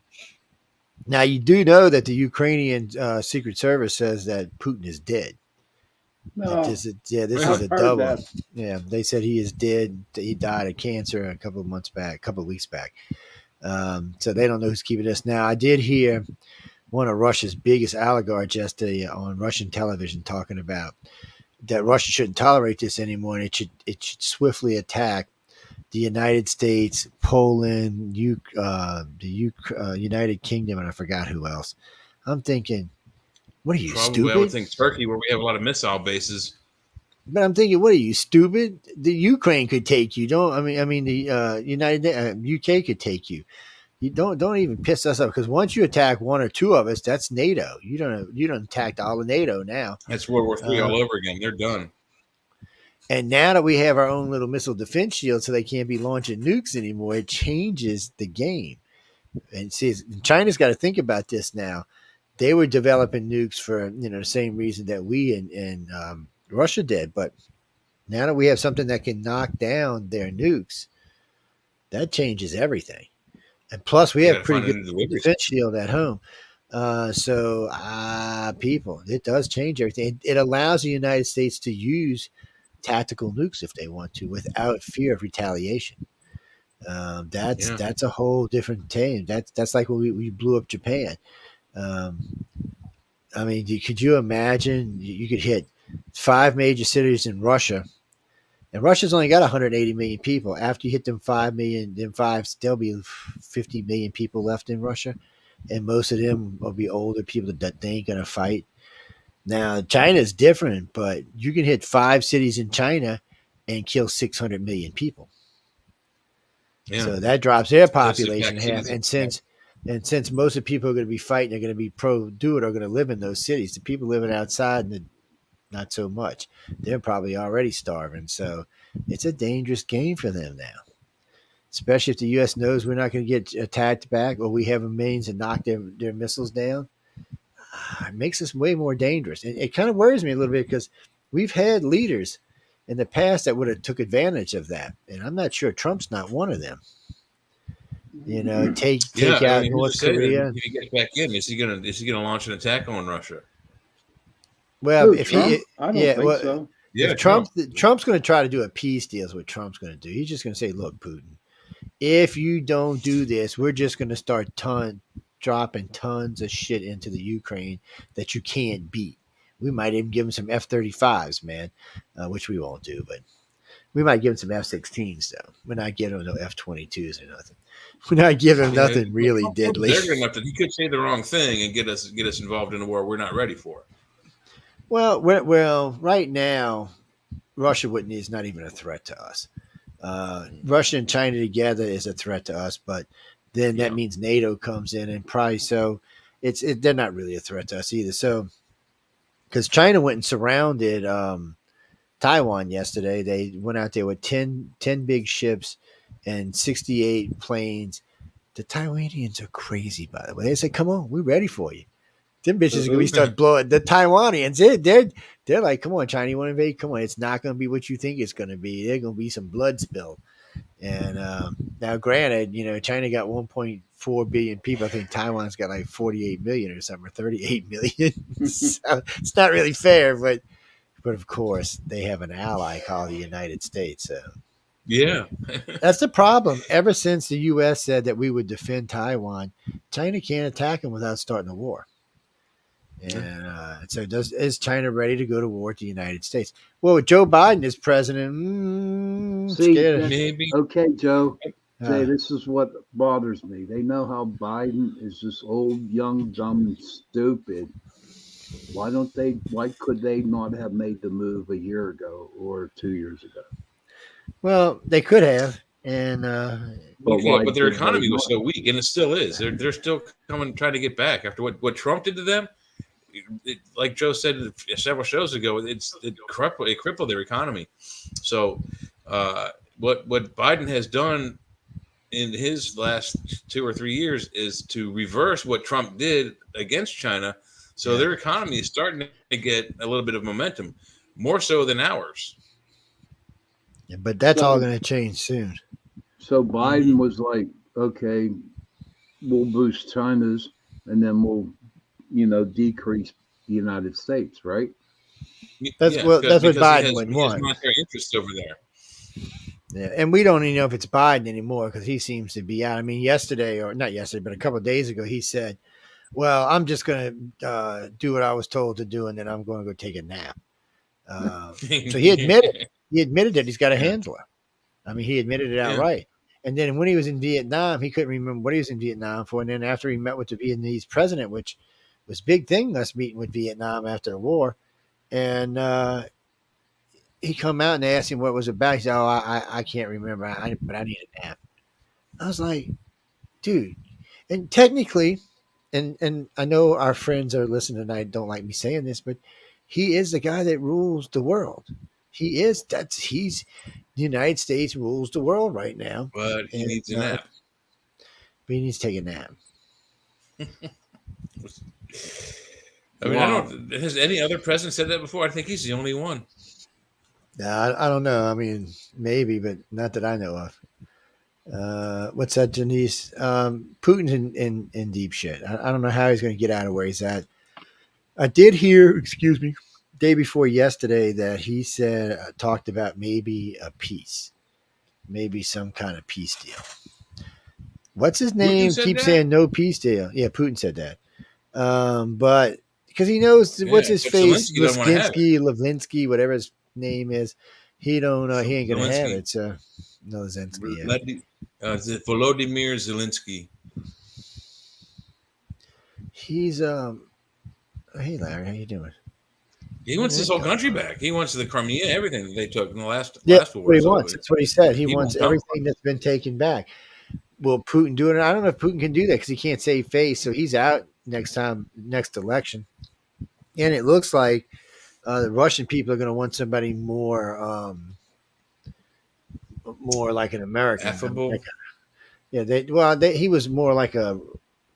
I mean, Putin was ex KGB, so he was communist basically. Yeah, They don't he's want they want somebody with more more. more of a dictator They would like than to get a back into the compromiser. European market. Well, if they could get back in the European market and start selling gas again, they could make a lot of money and be wealthy again, and wouldn't have to rely on Yeah, China for they defense. could be solid again. And we were helping them with that in the beginning, but then they just started getting stupid. And then I liked what Trump said that day when he said, "Well, Angela Merkel, what are you doing? You're buying oil from your enemy. What the hell are you Yeah. doing?" Well, we need it. Well, no, get it from the Middle East. Yeah. Don't get it from Russia. I mean, what are you doing? And then everybody's Yeah, the Middle East ain't buying much all better. kind of stuff from China. And then COVID came, and COVID and Trump did more harm than China. It'll be decades before they recover from this. Even though they're getting ready to launch a new big carrier out into the ocean, not as big as Gerald Ford, but still big. China wants to be the new power. China was at one time. China's weird because technically, China's probably been a power many times in its history, but China was never an invading place. So I think the only place I can remember they invaded was Tibet. Other than that, they stayed behind their own walls. Yeah. I don't know if they invaded Mongolia or not, because Mongolia is still a country of its own, so maybe not. But what I mean Yeah. is they fought amongst Well, themselves. way back in history, sure, but recently, I don't think. No, as far as I can tell, they just didn't invade anybody. They stayed in their walls. They never messed with the Yeah. people in Russia. They never went below. They just stayed there, and which they're a decent sized country. And back then, it was probably a huge country compared to what it is today. I mean, as far as people wise, so they weren't the aggressors. Still today, they're half-ass aggressors, like with the South China Sea and Taiwan and stuff like that. But the Americans are like, look, do you really want to go with this? And your Navy may be bigger than ours in the next year or two, but ours is still going to be far more advanced. And I don't know why. I read about them taking the rail guns off of the Zimwald, and they're going back with high energy weapons is what they're replacing them with. Oh, wow. So the point is the reason why is they say that each load for the rail gun is something an ungodly amount of money. It's like $2 million a bullet. So they 150 just million or something like that, or $1.5 million. It was shot, really something like that. Yeah, it was a lot, and so they said, but it works. So we have that technology now. We're just going to put it on a thing, but we know it works. If we need it, it's there. And we watch them perform. They cut through a ship like it's butter. They just cut the ship in half. I mean, they can just go along. It's one shot and they're done. And they can shoot quite a good distance. So I mean, and they can do inland damage. They can do damage all over. They can even do damage to submarines, which is interesting. And Russia, speaking of that, it cuts right Russia through the water. just had one of its submarines just have a big problem. I think it got attacked. Yeah. It's Russia's just. I don't know how they're going to get out of this. I think Putin will have to step down to save face for his country, or die in office. Or die. He could die in office. Medvedev used to be pretty decent. He's got to go too. And then the people just need to put somebody in there that cares. and it's Yeah. going to do it. I mean, they Medvedev can't won't get be any better. McDonald's right now.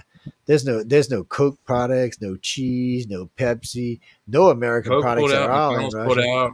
Yeah, everybody pulled that in now, and a bunch of people cut them off, like Switzerland, all them cut them off. They're not letting them import chocolate or cheese or any of that stuff. That's why one of his daughters went to live up there with her boyfriend, because she said, "I got to have my chocolate." That's a quote, by the way. Really? Yeah, Really? Oh, yeah. wow.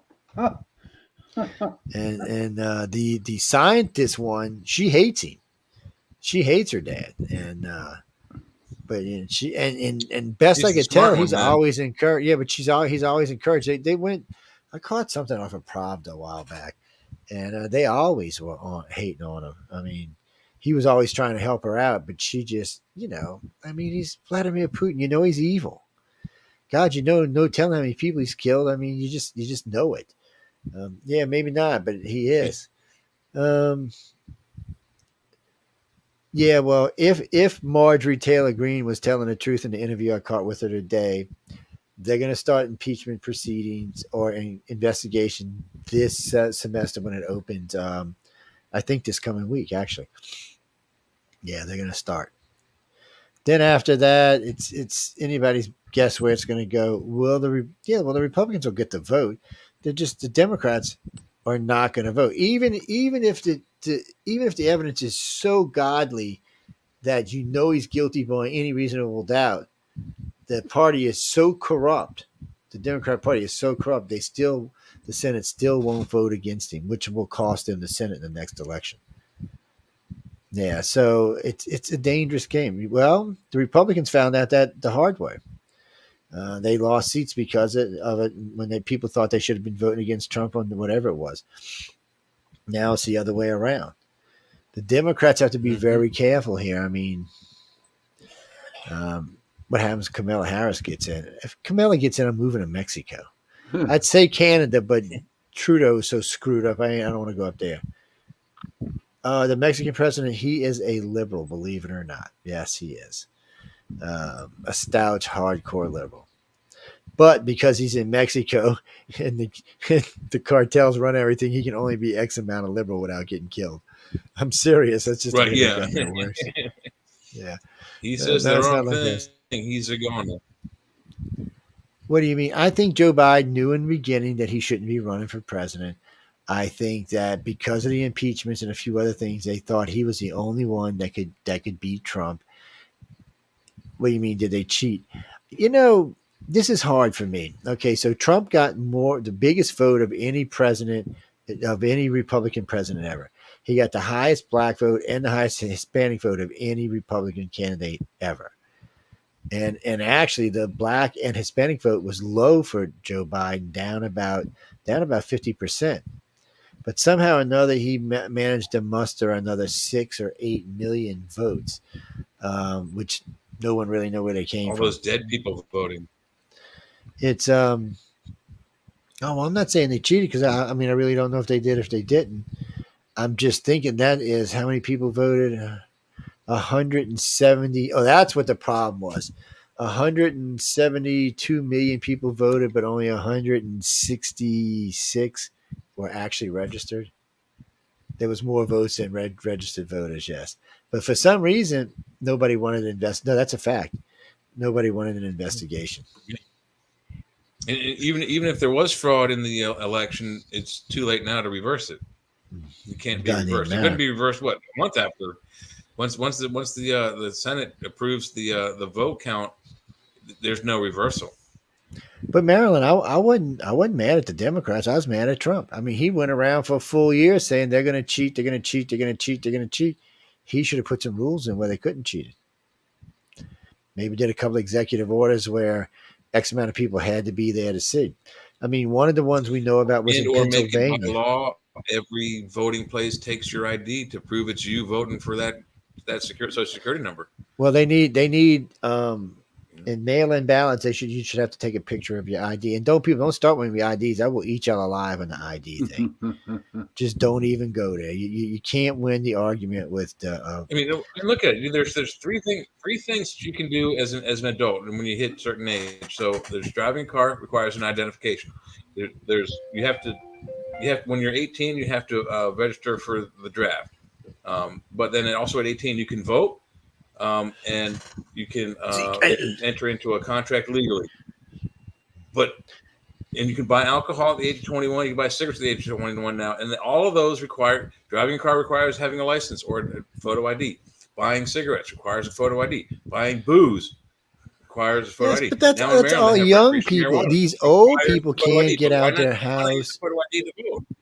Yes, but it's all the young people. It's all these old people can't get out their house.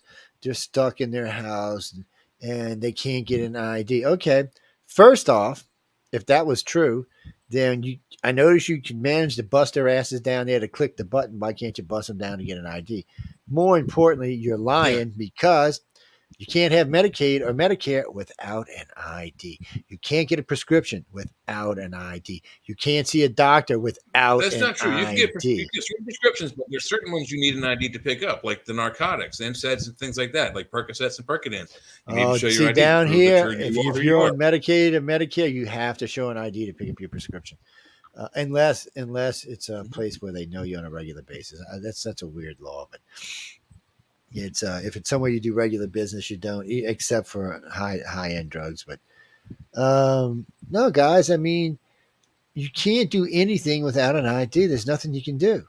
As a matter of fact, if you get stopped on a road, you don't have one, you're vagrant, you can go to jail. It's a law. Every state in the union requires you to have an ID. And in most states, if you don't have an ID when you're near the event of a crime, even if you had nothing to do with the crime, and you don't have your ID, you are considered vagrant and part of the crime. Yeah, but let's be honest, people. If you're anti-ID to vote, then you're a cheater. Yeah. I mean, that's the only reason you wouldn't want an ID is because people cheat. Like I said, Democrats are always talking about how they bust people down. Well, they can bust them out to get IDs. I'm sure they could even get a grant to get the money to go out and do it. Remember, and refresh the audience on the Biden-Trump election. There was some woman, I don't remember what state, but she was caught having voted 5 different times under 5 different aliases with 5 different fake IDs. She voted in Pennsylvania. She voted in Philadelphia. She voted in Maryland. She voted in New York. She voted in New Jersey, and she voted in D.C. And she voted more than one time in each one of those areas. I think altogether it was 24 or 28 votes in one woman. And she was a liberal, by the way. Nobody caught her. All that would have been required was an ID. See, down here, you can't do that. In the South, in the heartland of the country, we require IDs, and they're put into a computer. So you try to vote somewhere else, it lets you know. It's like the state police tracking system. I remember when I was a kid, you could get away anything you wanted state to state to state because they had no system that connected all the state police. Of course, now they do. So anything can be put into the system and instantly pop up. Yeah. So instantly, anything can be put in the system. You can find that right off the bat. Okay, you've got a link system on who voted. Oh, they voted. Oh, they already voted. And if you do it that way, when everything's tallied and you put it into a computer system, the computer will recognize if this name has been in there more than one time. So, I mean, people, I don't understand why we want to cheat. Personally, I think you should have to give a freaking thumb scan to vote. Yeah, I'm on it. I don't understand why people have a problem with trying to prove who they are when they vote for something as important as the president. Yes, you know? I mean, I don't. Yeah, why would you want? When I voted here in Pennsylvania for the first time, I was like, "Thank you for taking my ID." I actually thanked the proctor for taking my identification. One of my liberal friends he said, well, that's all the illegals can help us out. I said, yeah, that works sometimes. I said, but I hate to tell you, those illegals are Christians and Catholics, and eventually they're going to vote conservative. I said, you keep letting them in here more and more, and eventually we'll go conservative. Once they get settled into their homes and get back into their churches, they're going to go conservative, and you're going to be out in the cold. I said, why in the hell do you not know this? He's like, well, no. I said, go look. I said, pretty much all of South America, Central and South America, are Christians. Yes. It's I said, very big. Very big. Yeah. What do you mean? Who wrote that? No, people. Mexico is not Central or South America. Well, technically, the bottom of Mexico is in Central America, but it's not in Central America. It's in North America. It's part of the North America Treaty between Canada, the United States, and Mexico. Yes, it's in North America. More people have lost money to me over that than it's part of Central America. Yeah, I've won so much money over that. That and that the toilet goes the other way on the other side of the equator. People never believe me when I tell them. The guy's telling this guy one day, I said, no, when you flush the toilet, it's going to spin the other way. He's like, no way, Joey. I said, dude, trust me on this. It's going to spin the other way. He said, how do you know? I said, well, I've personally seen it. Yeah, I've seen been it. There. I've done that. Yes, because you know. 4 times. The guy's like, no way. So he looked it up. He's like, oh, shit, I owe you money. And I said, I told you, man. He said, well, that doesn't make any sense. I said, it makes perfect sense if you know how a planet rotates. The bottom goes this way, the top goes that way. I said, we're spinning like this. And I said, that's what keeps the weather patterns from pushing across each other at the equator. He's like, I didn't know that. I was like, well, you do now. I said, it's useless information. Yeah. And wristwatches also, they revolve around the opposite direction down there. It's just they don't. It's the way the world is. You know, Jay's messing with you. Yeah, he is. Yeah, he is. Now, if you smoke marijuana down there, you get your head goes around the backwards way. Yeah, your head spins the other direction. Right? To whoever wrote to me that was the day before yesterday about the marijuana, yes. I seen the study that it was a big government out of Congress wrote this up and said that I'm not kidding you, this is how it opened up. People who smoke marijuana don't kill people. That is exactly how it opened up. And this should not be a Schedule 1 drug. This should be a Schedule 3 drug that can be bought over the counter. It's an exact quote, by the way. Well, because, all right, and in Maryland, regular marijuana, and I'm going to help you out with this, people. Regular marijuana is just what it is. Smoking flower generally is not going to be higher than, 30 THC. Mostly it's going to be in the 20 somewhere. Most people handle that no problem. Some people get a little paranoid. The problem is, and I said this in the beginning, and Colorado proved me out, so did California. When you started doing the concentrates and the vapes, they're much more potent. So a concentrate can be 70% THC. When you start smoking it out of your mind, you might as well be tripping on acid. Plus, it can make you really, really sleepy. So what's happened in Colorado is people have been smoking and fall asleep while they're driving.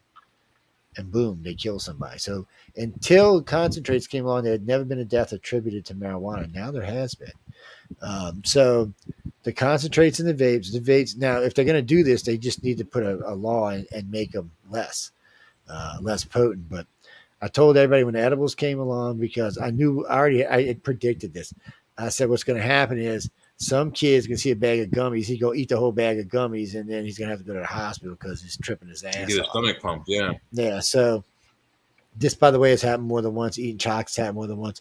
One, all I can tell you is be responsible, people. If you got children and you're eating edibles, I mean, come on, don't let your kids get into them. But, I mean, really and truly, what do we need? Alcohol and booze and things like this. Marijuana has always been about, marijuana has always been about smoking a flower. If that's not good enough for you, go get a different kind of drug. I'm just saying, because you're going to fuck it up for everybody else. Well, no, I can't these days because I got, every now and then I can, but maybe on the weekends, but my life is too busy. My brain is just like, whatever, daddy-o. No, it's just not as fast as it used to be. You mean women? No, that's on Sean. Sean's got like a little harem. I think Jay and Sean rotate their harem around. They got like 9 women, and they just rotate them around. That's it. It's like one keeps 4, one keeps 5, and then they rotate them around the other way. Oh no, 2 of them are belly dances. 2 of them are Turkish belly dances, man. I was like, wow, I want to come see that myself. No goofballs. No, they're both married with 5 kids each.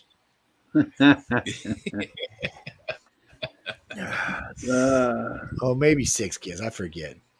You're not far. I got a dog and 4 cats. That's pretty close. It's I don't have any kids. What are you talking about? My God, there's so many sirens going on up around. They're coming for Sean. Dude, that happened a month ago. They coming for you, buddy. That happened a month ago. You all don't believe me. It happened. Don't be aggravating a police officer. Did I tell you about that, Jay? No, I don't think so. Okay. I did a show about a month ago, and I did some ranting on Mr. Biden, right? And all the bullshit that was going on in the United States. 2:30 in the morning, my brother gets out of bed, jumps out of bed, runs down the steps, runs outside. Okay.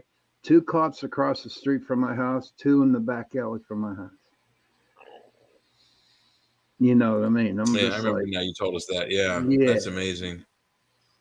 amazing my ass. Yeah, well, they, you know, people don't think that the people aren't listening to these kinds of conversations. I was actually talking about UFOs in a bar in Savannah back in the 90s, and not on the telephone, not on the internet. No, it's just me and a couple of these dudes at the bar. And the bar closed. I went home, and when I get home to a phone ring and I pick it up, I thought, well, maybe it's one of my friends. They're like, hey, you left something at the bar. Why don't you come over here? We'll go do something else. Pick it up. Some guy out of Chicago starts threatening my life in vague, cryptic ways for me to stop talking about my dad's top secret work and UFOs. I'm like, how the hell do you know what I was talking about? You're in Chicago. He's like, we know. And Well, I yeah, actually had the radio state goes around the world. had this county policeman had to come to my house to fill out a report because this guy was threatening my life. So I wanted some, you know, I wanted some backup. While I was talking to the cop, the guy calls again, and he's like, "Let me talk to the officer." I'm like, I gave the phone to the policeman. He starts threatening the policeman's life. He's like, "Yeah, come on down here, man. I'll give you the address. Come on down here. We'll be waiting for it. We got guns. Come on down." Nothing ever happened of it. But how does someone? It was caller ID on my phone said Chicago, and it didn't no business name, no personal name, just a Chicago exchange. How does he know what I was talking about in a bar? I don't know how many hours away from Chicago. 24-hour drive, 72-hour drive, something like that. Do you have Scared any the piss out of me. clue on that, Jug? Do you have any clue on that? I've been threatened so many times. No, man, look, I've had them tell me stuff. We've had them call into the shows and actually tell me where my friends were, where my mom was, where my wife was, where my kids were, where everybody was. It was, and then I've had them threaten me. You know, one of the more famous ones that I tell, one of the more famous stories is we're putting on a new roof on a 20-plex. And I wasn't dressed for work. I was dressed because I was out doing business. And I was in my truck. So I got up there. I was on the roof bitching at everybody because they were going too slow. And this white SUV with tinted windows pulls up. And one of the guys said, "Who the hell's that?" And I'm like, "I don't know." So I said, "Keep an eye on it there." So we went back and he tapped me and showed. He said, "They're getting out the truck, 2 guys." And I looked down and I'm looking at those suits. Those are nice suits. Those are Lisa Armani. They're well cut. You could tell by the fabric, even from where I was standing, these were high dollar suits. I'm like, okay. And I noticed right off the bat under their coats, they were carrying. You could see it from the side. I was like, he said, "How do you see that?" I said, "Trust me, they're toting." And they pointed up at the roof. Yeah, they pointed up at the roof. Well, if you do your jacket right, you won't see it. But obviously, they just got out the truck. So he pointed up at the roof like that, and he goes, so I'm pointing at guys, and he's shaking his head. No, shaking his head. And then I think his name was Jerome. Next to me, points at me, and he goes, I'm like, oh, shit. So, and I'm toting, by the way. I got a 9mm on me, and I'm going down the thing. I get down there, and he said, "Why don't you take the gun out now?"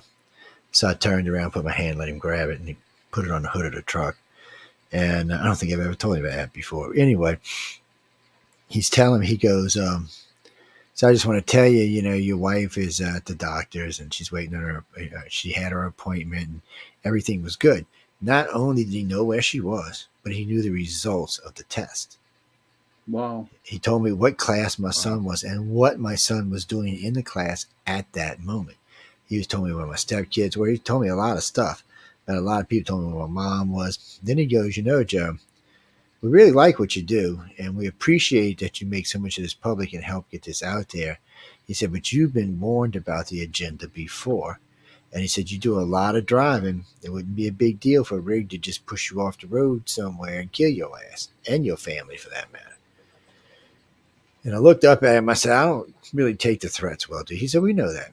And he said, "This isn't really a threat." He said, "Again, the people we work for are quite happy with the amount of information that you're putting out. And we're quite happy that you allow for us to break into the lines and ask direct questions," which they did on several occasions. And I was like, well, what is this about? He said, "You talked about particular things about the agenda the other night." He said, just like you did with Alfred Weber 2 years ago. He said, and we don't want you talking about that. And I was actually talking about the Holocaust dream. That's what I was talking about. And I said, well, if it's being put out for me to see, then the object is to put it out. And I said, I'm probably answering to someone bigger than you are. And he says, well, that may be true, but will they step in and save your life? I guess is the real question. And I was like, well, you know. So he goes back to, you know, we know where you go. He said, we know these spots you like to go out to. He said, I'm just telling you, man, things could happen. You could disappear out in the swamp. Nobody ever find your ass again. And he's right. I went places, you know, sometimes 3, 4 o'clock in the morning that there is nobody out there but us. And it wouldn't be that hard if you had the equipment to disappear some people. So I said, look, I said, I'll try to stay away from this as much as I can. I said, but I got a show on Coast to Coast coming up with Melinda Leslie and another person on this particular subject. So he gives me, or he tells me, I guess is a better word, what boundaries he wanted me to stay inside of. I said, that's fine, but I can't keep Melinda there. Melinda and I talk about the same things. He said, let us deal with Melinda. I was like, okay. So, well, you know, George is going to be answering these questions because we already sent a list of questions to Coast and to Lisa and to George. And he said, don't worry about them questions. They've already been replaced. Really? Yeah. Wow. So I said, well, you know, what was I going to tell him? F you. I mean, you know, motherfucker would have probably shot me right there. And we just went on from there. And then a couple months after that, I was talking, obviously, about something they didn't want me to talk about. It's about 4 o'clock in the morning. Linda and I are going to the casino. We weren't looking for UFOs. We weren't out tracking stuff down. We were going to the casino to have a couple of drinks and gamble. That's what we were doing. So I'm cruising along, and we're talking about an event that happened the day before. And we're talking about it. And you got to remember, at this time of the morning, we're out in the swamp. There's nobody out there but us usually. And I'm looking at this white truck. Well, this white, not SUV. Well, I guess it's an SUV. And it's a pretty big one, and they're following us.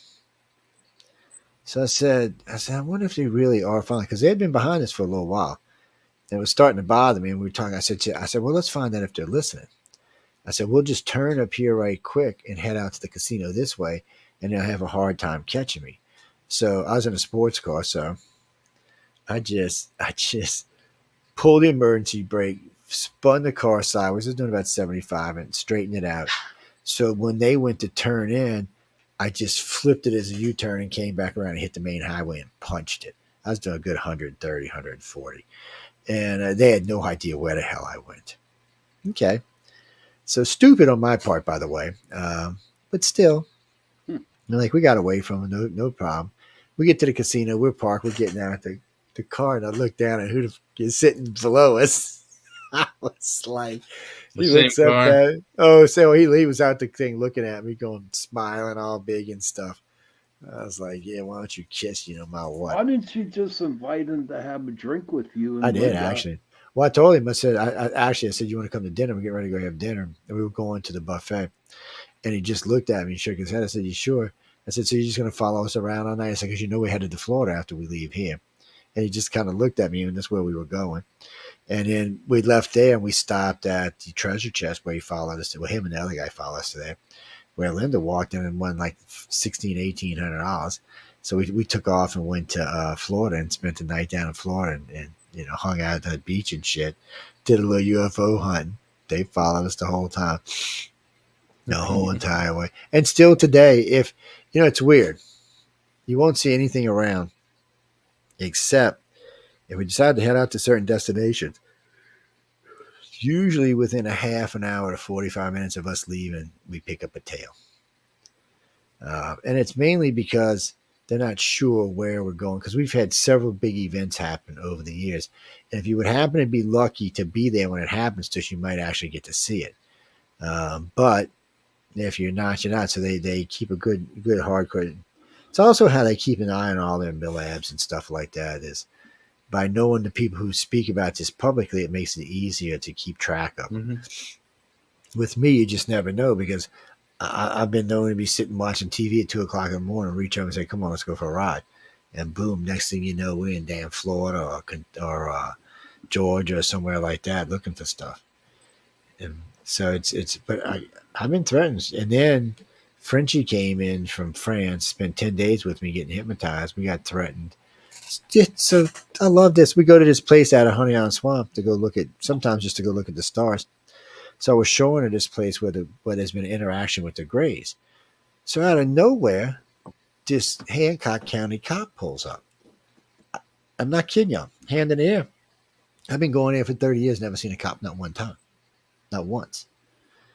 So he pulls up and he goes, "What are y'all doing out here?" I said, "We're just star watching." I said, "There's a little mini meteor show going on tonight." And a friend of mine's from France, and I was showing her how our skies look from this side of the world.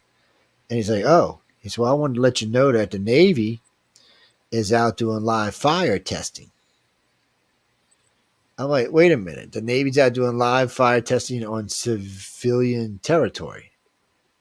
And he said, "Oh, yeah." He said they launched the boats from over here at the NASA base and went up the river and were doing live fire. And I'm looking at this guy because I know he's lying. There ain't no effing way the Navy's out at 4 o'clock in the morning doing live fire anywhere that a civilian could be. It's just not going to happen. And I don't care what agency. It's illegal for one. Unless they were trying to kill somebody, it wasn't going to happen. So, and he's growing more impatient. I said, "Well, we'll get out of here then to be on the safe side." So we leave. We're cruising on. So I said, "We'll go. It's early in the morning, so let's go stop at a casino. We'll get some breakfast and take a break for a few minutes." So we're driving along, and we're going the back way to the casino. And there's a big oil. It's not a refinery. It's like a switching station. And we're going past this, and this freaking light just brightens the whole area. I mean, I couldn't even tell you what happened. It was just like, it was unbelievably light. I'm lucky I didn't put the car in a ditch. As far as I know, I could have and didn't even know it. And then next thing I know, we're sitting at the table having breakfast. Nobody remembers anything. Nothing. It's not even the first time that's happened to us out there like that. I mean, because I was asking her, and we were doing a hypnosis session the next day, and we brought it into the session. I'm telling you, man, when they want to know stuff, they have no qualms on taking people against their will. It ain't even against their will. Half the time it's with their will. Yeah. I know we had 6 of us out there one night. We went out there and we kept hearing what sounded like a horse screaming, and there was this weird blue light. And then 3 of us are sitting in Waffle House, don't even know where the other 3 were. And what bothered me is none of us even asked what the other 3 were. Complete loss of time and memory. It was crazy. Hey, what's guys, that, Jack? I got to get going here, brother. All right. Get out of here because we're almost out of here right now. You go get some rest, baby. All right, talk to you later. Oh, yeah, my name is Sean Kelly, and Tuesday night, 8 p.m. to 10 p.m. Eastern Time, Into the Night. Into the Night with Sean. It's Into the Night with Sean Kelly. Anyway, go get some rest, baby. We'll talk at you soon. Yep. Good night, Sean. I keep seeing our messenger. Oh, there it went. Who? Oh, you're talking about the president of Turkey, Egon, whatever the hell his name is. I don't know how to pronounce his name.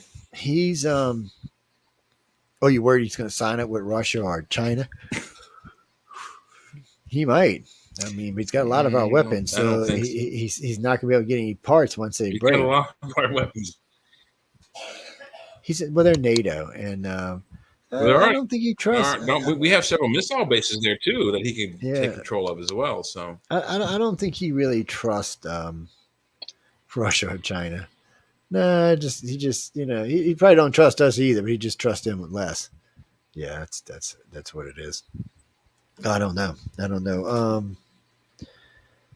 Every time I look at an article lately, it's looking like Biden's in more trouble. I mean, it's just every time I see one or it comes up on my screen or something comes by or somebody sends me something, it just seems like he's in more trouble. I just, I'm not even sure what to think about him anymore. Well, here's another one. Hunter Biden's attorney pressed David Wise on IRS whistleblower right after special counsel. See, yeah, they're trying to get after this whistleblower, but they can't. And well, that's what happens when you act like an ass, and people want revenge. What's that whistleblower's name? Is it Doug something or other? I don't remember. No, and I know one of them. They're not telling you who he is. They're just not telling you. Oh, SpaceX fired up Starship Super Heavy booster. All right, go Starship. Green comet that will be once in a lifetime viewing experience. Oh, look at this. Oh yeah, I forgot about that. Yes, big green comet. Yeah, well, Oh, I hope it ain't. Now a lot of these movies start out with this blue or green comet coming by, and then the world goes to shit in a handbag or something.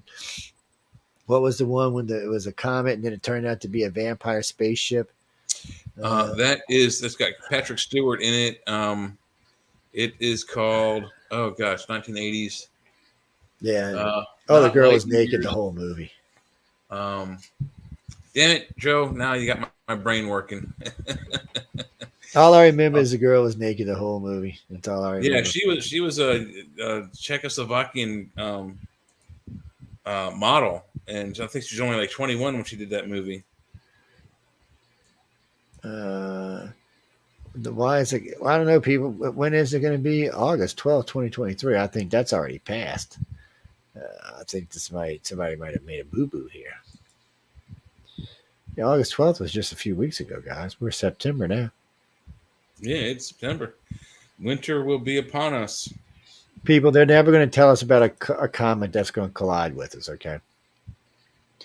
Oh, no, it's just going to miss us. Not unless we can stop it, yeah. Yeah. The comet could disintegrate on September 17th, 2023. So you might be able to catch it. It must going to be getting really close to the sun or something.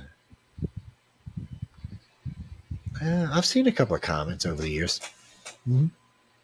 Couple of shooting stars. Well, I mean, there's quite a few. Life Force is that movie. Yep, that's it. Life Force. 1985. And allegedly that's based off of a partial top secret Apollo moon mission, Apollo 20, where they allegedly found a mile-long spaceship that they explored and found a woman. Well, two aliens. One had his head severed. The other was a female that was intact. They allegedly brought back to Earth, and she's allegedly still alive. Don't know. What's that, Carolyn? I haven't been to New York in a long time. The dirty city. We were talking about it last show, how dirty it was. Yeah, it's a long time, like 3 days ago, man. You know what? I would be embarrassed to say I went to DC. I'm serious. I would be embarrassed to say I went to DC. SpaceX gets big hint from FAA on next Starship launch opportunity. He's on this, people. This is the one he's sending to Mars. Oh, yeah. He's not playing around anymore. He's ready to go. He just got to get some kinks out of the system, I think. SpaceX Falcon 9 launched 22 Starlink satellites for Florida. He's just launching these things all over the place. UFO video investigators explains the footage released by the Pentagon. Doesn't look like any UFO I've seen. Looks like one of them rings left behind or something hauling ass. Ask him if he walked on the moon. Joe Biden trolled after. Because this guy comes with more. Every time he is asked, "Oh, I did that. I drove a truck. Oh, I drove a bus. Oh yeah. I was a prostitute at one time." Ask him if he walked on the moon. Joe Biden trolled after claiming he taught political theory at UPenn for 4 years. That's just an outright lie. I mean, come on, guys. The guy just can't tell the truth about anything. Or he's just that confused he doesn't know what's truthful anymore, which is just as bad. That's quite possible too. No more free returns. Amazon releases new fees. Oh, Amazon, you better watch out. You get your ass in trouble. They're making a lot of money off of Prime. I mean, was it $99 a year? Oh no, it's $129 and Yeah, it went up. $129 a year now. Yep. So I mean, Astronauts how many of explain us why pay no that? humans has visited moon in 50 years. We don't want to hear what your explanation is. Denmark receives first F-35 fighters jets to replace F-16. See, Biden's in trouble. I mean, not Biden. Putin's in trouble. We're just surrounding him with F-35s and F-22s and A1 Averys and stuff. I mean, he can't defend against that. His military is nowhere around there. No, he's got no defense against the F-35s and 22s. We can shoot a missile at his forces, and before they would even detect our planes on radar, those missiles are already on the way. Yeah. So, What's this? Ukrainian drone pilots fear China may lock them out of homemade devices. Well, why is that? Y'all better figure that out. People do that. They're getting I thought they were getting their drones from Syria. They're building these. These must be just mixed parts. They might be getting their receivers from China because they're cheap. Getting some secondhand parts from China. Rep. Jim Jordan subpoenas FBI agent who censored internet as likely Scooter's case looms. Let's see. Putin wants to negotiate. Ukrainian refuses. Good. 2 aircraft carriers are being decommissioned by the U.S. Navy. Which 2? I know the Nimitz is one of them. Oh gosh. The Nimitz wasn't going to be, and then it was going to be, and then it wasn't going to be, and then it's going to be again. So they're going to completely decommission it, or they're going to turn it into a museum piece? No, they're going to. Somebody said they were selling them. Let's see. The U.S. Navy is working on decommissioning 2 of its nuclear aircraft carriers. Also, it plans to sell off 2 independent class littoral combat ships to foreign military. The USS Nimitz leaves active duty in 2026 due to the Navy's proposal for additional 5.5 months of maintenance. Yeah. And what is it? Afterwards, the U.S. Dwight Eisenhower, D. Eisenhower, will retire the following year. 2 aircraft carriers later. They're both 50 years old. I mean, you know. Yeah. Jackie, I was on the Nimitz on CVN 68. She was called Old Salty. The reactor was called Old Salty. The Nimitz was an interesting ship. That's all I can tell you. It's a sad state to see it. Well, we don't know. See, that's the thing about doing it the way we do it. They're both still active for another 2 years or 3 years. So if China goes haywire, we still have them as active carriers. Yeah. Well, you know, the Democrats have been saying forever we need to downsize our Navy. The Navy doesn't agree with them. The Republicans don't agree with them, but they had Congress last time around, so that's what they're doing. Yeah, but the Army and Air Force agree with them because any funds not going to the Navy go to them. Russia landing ship destroyed, and it will take years to repair submarine. Wow. The Ukrainians just screwing y'all up, Russia. You need to do something about this. Photo crews dismantling I-65 Saturn 1B rocket. We're not using them raggedy things anymore. Shoppers are abandoning Lowe's. New data reveals. Uh-oh. We might have to put Jay a different place. What's going on here? When shoppers abandoning Lowe's, new data reveals. Here's why. Okay. Yeah, because you make us do our own stuff. That's why. Lowe's sales has declined in the last quarter. That don't mean crap. Well, I would tell you what the article says, but it keeps disappearing every time I go to try to read it. So let's see, where'd it go? Yeah, that done disappeared. Maybe it's one of the faux news things from the Chive or the Onion. Oh no, there it is. Okay, it's just got us. Oh, let's see what it's doing. What's going on? No, they're saying they're too expensive and we think and too complicated to shut. You know what, Lowe's? I've been bitching about this for 10 years now. Stop changing your floor plans. Grocery stores don't do that. That's why everybody knows when they go in their grocery store where everything is at. You Not as often. dumbasses. Every 5-6 years, almost every store does something to their floor plan. No, grocery stores don't. They always have the same. That's why. And they do it as chains, and each store is the same. See, Lowe's, even if they left it alone, each store is different. But that's not how Yeah, it is. Like Rouse's and all, when same you with Home walk in. Depot. It depends Yeah, on Home Depot depends does on it the too. building that they're going into. They're all laid out the same, and others are reversed. It is what it is. But based both on those companies need to building. stop listening to dumbass salespeople say, "Oh, if you move this, you move that, you'll get better sales." No, you won't. You're going to piss off your regular customers. Yeah, that is for sure. And it's not just the two we're talking about. This is going on in other stores too. Yeah, it's across the board. It's just for some reason grocery stores, especially down here, have always kept like Rouse's. It don't matter what store you go into, out of their 100, they're going to be set up the same way.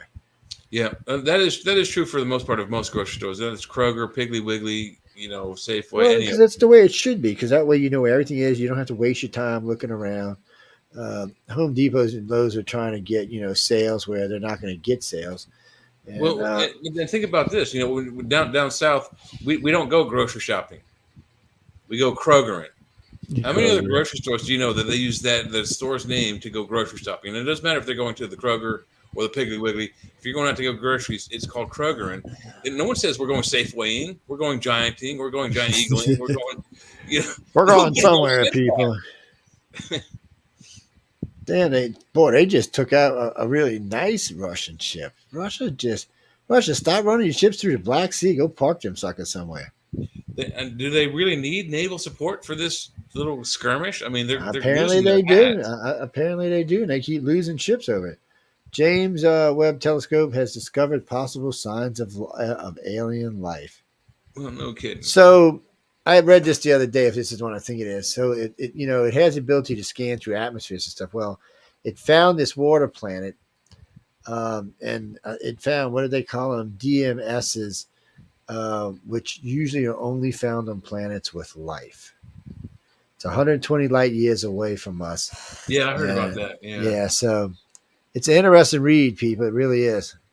Well, James Webb is great. The name is K2-X18b. That's the name of the planet. Eventually, it'll get a real name. By the way, in case y'all didn't notice, people, you can actually you can name the stars after you. You can buy stars and planets, all sorts of stuff. Yeah. Yeah. Yeah. Well, no, it's been peer reviewed the whole 9 yards. They're pretty sure they're going to find life. And one of James Webb's its thing was to look for life. Mm-hmm. It really was. Well, I mean, the Hubble was designed to do that too, but they've set it up with a warped mirror. They had to wait about 8 months, a year to go up and fix it. So. And Hubble found a lot of stuff, and I'm sure it found more things than they want to admit to. But probably. Now that this is popular, they can go back and talk about this. And in case y'all didn't know, this planet is in the Goldilocks zone. Mm-hmm. So it's a good chance there's life there. Well, the problem with this is, ladies and gentlemen, I mean, 120 light years out. So even at light speed, it's 120 years. Twice light speed, it's 60 years. Triple light speed, it's 30 years. 30 years or 15. Quadruple, it's 15. At 10 times, it's going to be less than a year to get there. Yeah, 12 weeks. Yeah, so we're going to eventually we'll get to, or we'll use some type of gate or wormhole technologies. Eventually, we're going to get to these places. But the thing is, are they going to get here first, or are they already here? Yeah, are they already here? Yeah. Is that planet older than our planet? That's another Does thing. It have life longer? Does James Webb, is it able to detect carbon footprint and how old the planet is? I don't even know if they're looking for that yet, to be honest with you. They're looking for all sorts of stuff, but James Webb, the problem for the telescope is there's only one of them, and it's being shifted all over the place. Yeah, and how many agencies are trying to vie for downtime on so they can look through that poor telescope gets used, like most of the telescopes on this planet and the Hubble get used 24/7. There is no break for these things. Yeah. And people are renting time to get on them and look for stuff, and they have to move it to different places. Each person who looks through it is moving to a different location. You know, Rainey, that's true. They really do use the Hubble as a spotter telescope now for things that the James Webb should be looking at. Well, Hubble, once they fixed the mirrors, well, it turned out it wasn't. It's 100, but it was real close. It was like brought back 90% of it. Yeah. Yeah, because I remember when they launched it and it opened up and they were talking about how great, and then all of a sudden it was just a blur. Just blurry nothingness.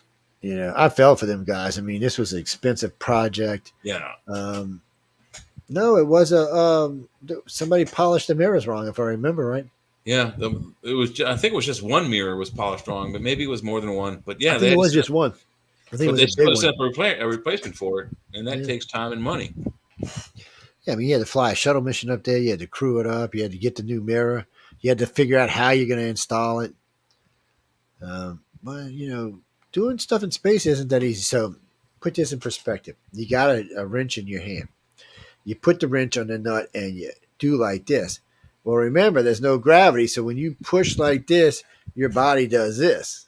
Your body goes the other direction. Yeah. So you've got to anchor yourself or push yourself the opposite way, or every time you do the wrench, you're going to spin.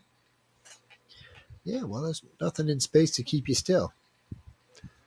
Well, gravity boots are used, clips are used, ropes are used. Well, not ropes, but they use cables. And they had power socket wrenches that they were using too to fix it. But essentially, what they did to fix it was that they just put a contact lens over the bad mirror to bring it back into focus. That's basically what they did. What they did, yeah. No, I mean it's got great. Well, that is true. Was it Voyager? One of them picked something up that. So first they thought Voyager was losing its mind. I think it's Voyager 2 actually, and it wasn't working right. It wasn't sending signals back right. They just figured it was losing its mind. Then somehow or another, it corrected itself. Yeah, I remember that. Which wasn't supposed to be able to. This is within the last few months, people. This is very, very weird. Something else went on. Some pitch or something picked up. So NASA thought, still does think, that there was probably some type of extraterrestrial visitation to the probe. They think the reason it was acting the way it was is because it was probably picked up, gone over, and then set back on its course. Yeah, on the correct course. Yeah. Because it had varied off of it. And it's quite, I mean, we would do that. I mean, you got to remember when you're in deep space traveling around, we have two of them. We got one going out this way and one going out this way, and they've all left the solar system. Well, let me rephrase that. They've left the Oort cloud. The solar system is two. They might have left the solar system. Yeah, I think they have, because the solar system is 2 light years out. To the end of our solar system. Yeah.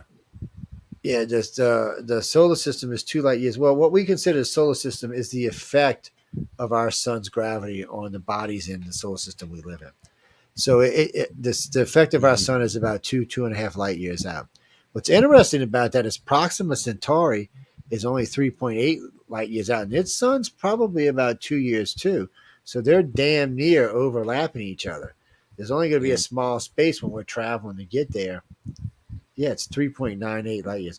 No, they always say Proxima Centauri, but Proxima Centauri is like 4.2 or 4.3 light years out. The closest solar system is 4.2 light years from our solar system. Yeah, so Proxima, the other Proxima is 3.98 is what it is. And that's, no, it's another one of the Proximas. There's 3 Proximas altogether. It gets really weird, because I was always taught that Proxima, I forget which one it was the closest, but it was at 4 point something, and then the other one came up and it was actually just a little bit closer. It was under 4. It's like 3.8 or 3.9. Oh, I got it written down, so I might have to go find it, but I keep all of that shit. In the old days, I'd have just pulled it out of my head, like. Yeah, it is a trinary system. Yeah, it's and then you're talking about the dog star, and so. You're talking about the Dogon, actually, is what you're talking about. Yeah, that's also a trinary system. So the Dogon are interesting for a couple of reasons, whatever you want to believe about them. One, they understood the circulation system of a human. They actually put it on their cave walls how a circulation system through the body works, how it starts, where it goes through, and how it comes back. Very interesting stuff. They also did brain surgery on people that survived. Yeah. Yes, they know And that because the several skull. times had their brain, what do they call it, trepanation? The skull was cut away and pressures relieved. Yeah. Several times. I mean, there's skulls that have 3 and 4 of these cuts into the brain that had healed. They put the cap back on and it's healed back up. Yeah. And so that's very strange to start off with. They also knew the orbit of Proxima, which is 55, not Proxima, of Sirius, which is 55.5 light years. So that's what its orbit takes. So the Dogon's calendar is based on 50.5 light years, or 55.5 light years is what it's based on. The same orbit of Proxima. I mean, I keep saying Proxima, of Sirius A. Of Sirius A. And then they started telling us about Sirius B and Sirius C, which nobody believed. No, because all of them had to be found with a radio telescope. So they found Sirius C wasn't even that long ago, probably less than 100 years. Proxima B was 30s, I think. Yeah, and then Proxima B, I think, was found in the late 1800s, whenever radio telescopes first came out. But the people who went to go visited them before the invention of the radio telescope. So they were trying to say that the Dogon had been contaminated, and that's how they knew this. But it was more than that. They knew the density of the star. They knew that if you took a rock, like a rock-sized piece of the sun, that it would go completely through our planet. How did they know that? Yeah. I mean, that's Proxima A. It's a dense star, and if you could take a scoop and you brought it here on Earth, it would just shoot straight through the planet. It's to how dense it is, and they knew this. They knew the orbit. How did they know the orbit? Even if there was a radio telescope at the time, who told them that? Because they wouldn't have known what the orbit was then. They didn't find out the orbit until later on, I think 1900 or something. So you got to wonder what was going on here. Who told them all this information? And there was more than just that. I mean, we're just touching on it. There were lots of things on this that you had to stop and wonder about. The fact that they knew about A and C, B and C. So when they tried to say they were contaminated, that was when there was only A. But they said that there were B and C, and they knew the orbits of both of those. And because they did, they told some scientists, and he found both of them. Well, he found one, and then he found the other one later on. But, I mean, guys, it's what do you do? I mean, how does a tribe in Africa who's supposed to be related to the Egyptians, living in some mountains somewhere, knew all this? They talked about an alien race named Numos that came and visited them, that they used to park in the water, and then these reptilian figures would come walking out the water and teach them stuff. Very similar to the Dogu figures from ancient prehistoric Japan that were described as the same way as reptilian-like, amphibian-like creatures that came out of the sea in not spacesuits, but kind of a reverse scuba suit where they had water inside so they could breathe, and taught them how to do the basic things: farming, animal husbandry, hybriding plants to make them more edible and stuff like that. These are people that were around 12,500 BCE to approximately 1400 CE. People, it's just, we don't know how they knew any of this. There's Where do they so get that much of this? this. And they said they said the same place the Egyptians said, and the Sumerians said that the gods brought them the information. Well, if you jump across to the world, to the other side of the world, now this is a little later in history, but the Aztecs, Incans, and Mayans said the same thing. And then, of course, the Nazcans said that, and the Toltecs didn't actually say it because there was the Toltecs. We found a lot of the Toltecs. So the Toltecs built a vast civilization, crossing through at least two of these other civilizations areas. But they didn't leave anything behind. Not much, anyway. Nobody really knows. Yeah, we don't know what happened to them either. But they do think they might have been the inventors of the Chi-Chi. The Chihuahua. Oh, yeah. They said they were used. So, and this is what's weird about them. In some of what you find, they were used like as ratters, but most of it seemed to be that royals used them as hand warmers. And Chihuahuas are vicious. Thank God, if someone ever breeds a full-size Chihuahua, it will be the most vicious dog to ever live. I mean, the dogs can't help themselves. I guess because they're 5 pounds, they're just vicious. Yeah. Oh, my little one Fiona, you piss her off, she will try to take a finger, buddy. She has no clue. My little one Lola, she's not. Lola is just as sweet as can be. She just wants to stick her tongue up your nose. That's her thing. Daddy, can I stick it in your eyeball? Oh, let me stick it in your nose. That looks even better. Fiona on the hand's a little different. The other two I had were a little bit meaner than these two, but they were males. No, they make great pets, but they come from South America. They actually say they come from Chihuahua, Mexico. But yeah, there's a whole area, whole range named after the Chihuahua. Mm-hmm. More than likely, the Chihuahua is named after the range, but still. Yeah. But they can be vicious animals, and they scare the living snot out of like big dogs like Great Danes. Great Danes are fierce. Well, they're listed. They are listed as the meanest dog on the planet. They're one of the number one selling dogs, and right now, currently, they're listed as. But because they're not doing per size, they're just doing it for. What's that, Clara? No, Michelle's got some. I think she's got 3. I got 2. Most people get them in pairs because Chihuahuas need a lot of attention. So if you only get one, you're going to be holding them all the time. If you get 2, they're going. Oh no, they're great with cats. No, they love cats. Cats and Chihuahuas because they're the just same fight all size. over. Yeah, you'll see them hissing and growling, rolling around and stuff. No, they don't. If you got a real little one, you might want to be a little careful. Lola is 5 pounds. If she's 5 pounds, about 5.5 inches tall and about 12 inches long. She's not the smallest one we had. Maxie was 4 pounds, about 6 inches tall, but he wasn't very long. He was mostly weenie. I'm not kidding you. I was as long as he was as long. It was weird. And he bred, I think he had 7 litters, 7 or 8 litters we bred him with. Yeah. The puppies were great. He was a pretty dog. Yeah, there's pictures on him online somewhere. These two came in later. Fiona came after Maxie died, and Lola came after Charlie died. Yes. I went with females this time because they won't piss all over my furniture. Well, they're indoor dogs, and boy dogs just are not good indoors. Yeah, I'm just not good. I'm just not a good parent. I can't beat him or nothing. Come here, you little bastard. We've gotten pretty good with Admiral. He's a German Shepherd. He's 6 months, a little over 6 months old, but he is good now. We've trained him well. He doesn't pee in the house or poo in the house as much when he was original puppy. So we had a couple of accidents, but not many. But he's good at holding it in, and when we come home, we take him out, and immediately he goes right to the backyard and does his things.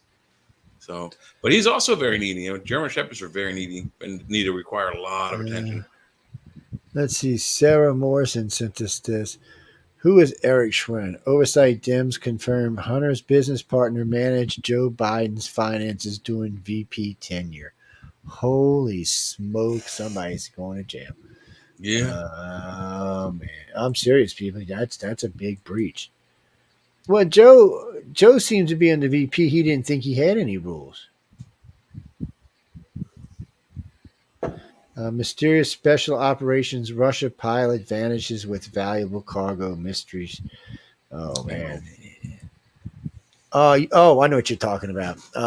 So I think it was in the 50s. It was a twin engine passenger plane that went missing with, I think, no, it wasn't a prop plane. It was a jet plane. So it was a little longer. That must have been in the 70s. But anyway, this thing had, I think, 80 passengers on it. Went missing for, I don't know, 30 years. And then one day just showed up and landed on the runway where it was supposed to be landed. Yeah, the story doesn't go away. There is evidence that the story is real, but not enough that you can conclusively say, yeah, it was real. No, one of those Bermuda Triangle things. Yeah, it was Putin asked again to negotiate with Putin. I mean, Zelensky, you better be careful here. You keep telling Putin, no, something bad might happen to you. What more could happen? They're already getting their country invaded. Yeah, but frankly, I'm surprised that he hasn't sent in special forces to kill this dude. I mean, Russia got some pretty good special forces. I think they could get in there and kill him if they wanted to. And not even that. He's been in all kind of countries when they could have took him out. So something about this whole war just stinks, man. I don't know. I wish I knew what it was, guys. I mean, it's just something about this war that just doesn't smell right.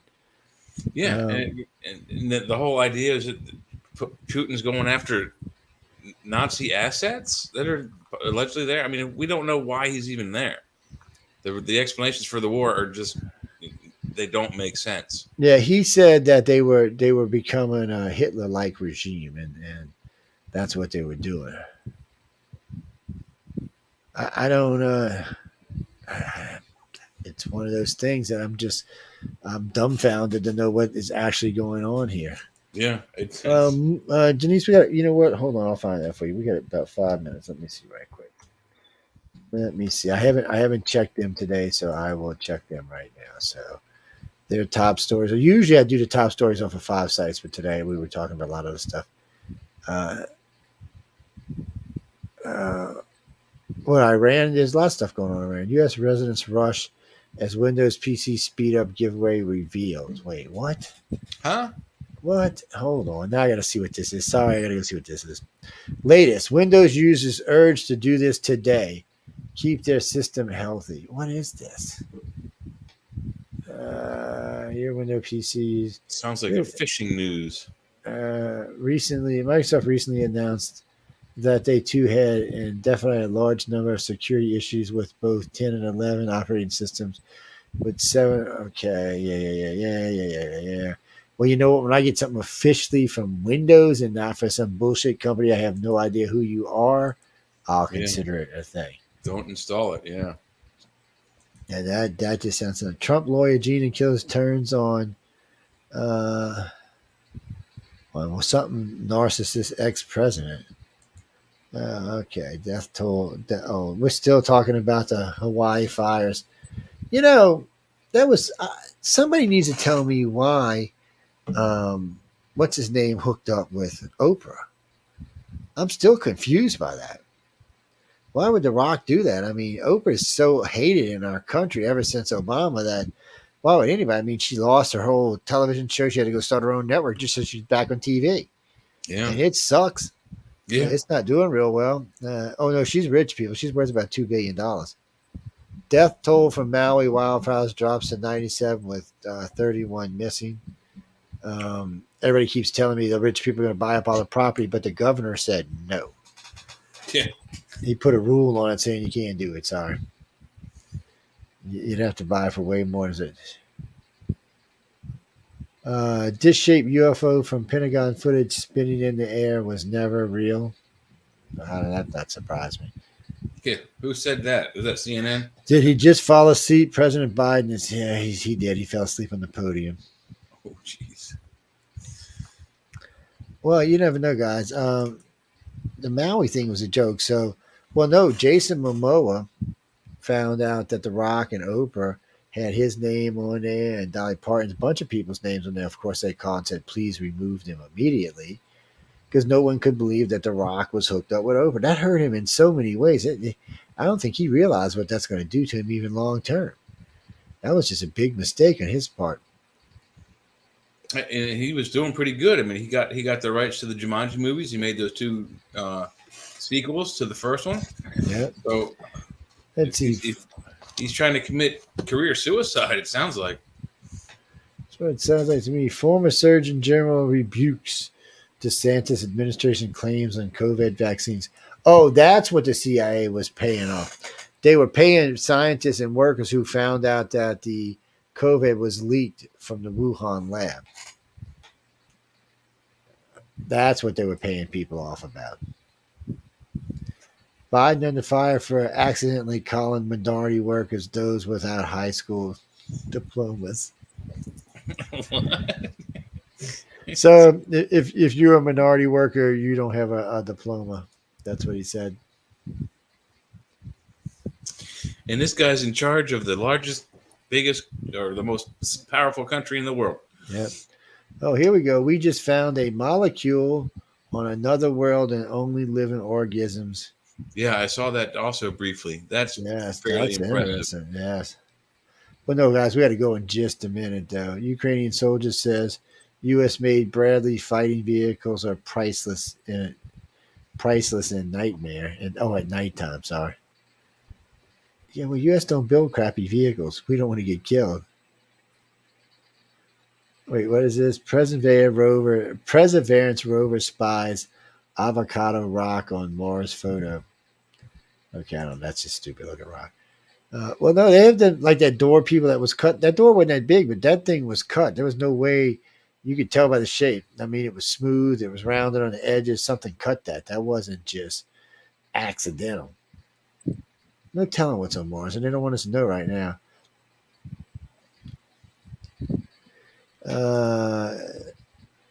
Boost oil speed. No, I don't want to know about that. China sanctions Northrop Grumman, Lockheed Martin over arms sales to Taiwan. China, we don't want to give you those weapons anyway. Screw off. You're just mad because we won't give you any good chips, but we'll give them to Taiwan. Yeah.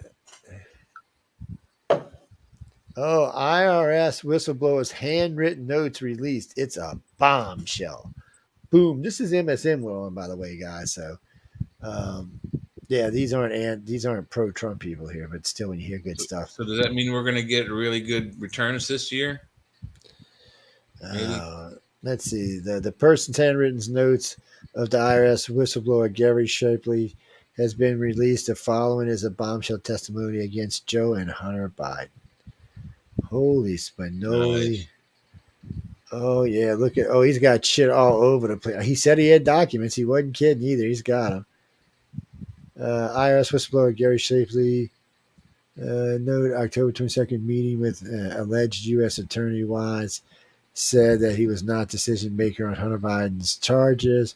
Wise DOJ disputes read. Wise stated he's not deciding person. Wise requested special counsel to show. Man, no X. Get off of me, X. I'm not going to something called X. I'm sorry, Eli, but you should have left it Twitter, my friend. X just, I don't know. X doesn't do it for me. Yeah, I mean, Twitter gave special counsel access to Trump's private message. Oh, messages. Oh. I can't believe he didn't Twitter also release his tax returns illegally? No, yeah, when Dorsey had it.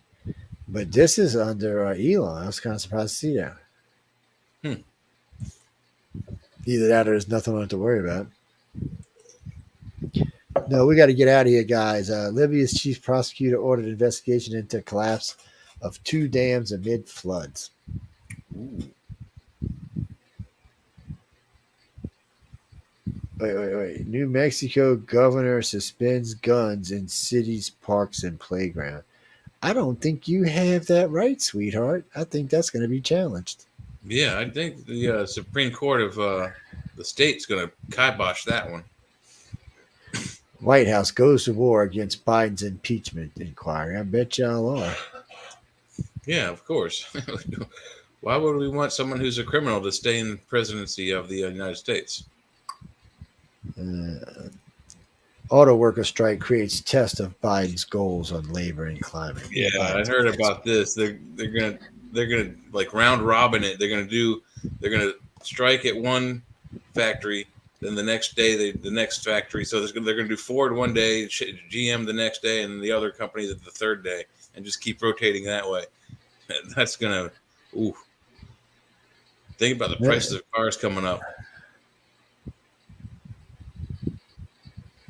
Biden has critically run down the U.S.'s strategic oil reserves to buy votes. Oh, come on, man. Y'all can't let him do that. We're getting a war. We'll be in trouble. Yeah. Kevin O'Leary warns that the real chaos is about to start. The little guy in America, here's what he means. This is sounding interesting. Vladimir Putin praises Elon Musk. I guess you do, yeah, because you don't want him knocking his missiles out of the sky. His planes out of the air or his missiles out of the air. It's why Biden's border. He don't have a border policy. That's why it's not working. I love when they say stupid shit like that and think we're all just ignorant and we know he doesn't have a policy. James Webb Space Telescope's first deep field image is mind blowing. It is mind blowing, by the way. Yeah, some neat stuff. China proposes fantasy alternative to major war with Taiwan. You're not going to get in a war with Taiwan, dude. You're going to lose. I don't even know why you want to go there. Wait, fantasy war? What the hell does that mean? I don't know. Let me go back and read. Maybe I just read it wrong. Nope, that's what it says. Let's see. Beijing unveiled a plan this week to further interrogate Taiwan because postal trust of China is what appears to be a playbook for taking control of the island in an effort to completely reunify the two nations. It's not going to happen. Taiwan's like, screw you, buddy. I don't think Taiwan wants any of that, and America certainly doesn't want that. No, and we couldn't let them have them anyway. We'd have to go over there and blow up Taiwan. They got too much of our chip technology. Yeah. And things aren't looking good for Obama. What's up with Obama? I don't know. Guys, we don't. Nancy Pelosi under heavy fire for her outrageous comments about China. Oh my God! Oh, people, we out of time. We could be here all night with these. We got to go. Well, we got a little sidetrack tonight. We got most of the news done, but we got a little sidetrack tonight. But we got to go. Jay, thanks for hanging out. Sean was tired, man. He stayed on a little longer than he probably should have. Yeah, he's well, we go 9 to midnight, guys. No, he's just tired. I mean, he gets up early in the morning. Yeah, we're on the East Coast, so we're an hour ahead of everybody. Yeah, see, for me, it's midnight. For Jay, it's 1 a.m. Mm-hmm. Yeah, it's wee hours is what we call it. But again, I want to thank everyone for tuning in. We had a lot of fun tonight. We'll be back doing news, so you'll start seeing a more consistent news flow through the show now.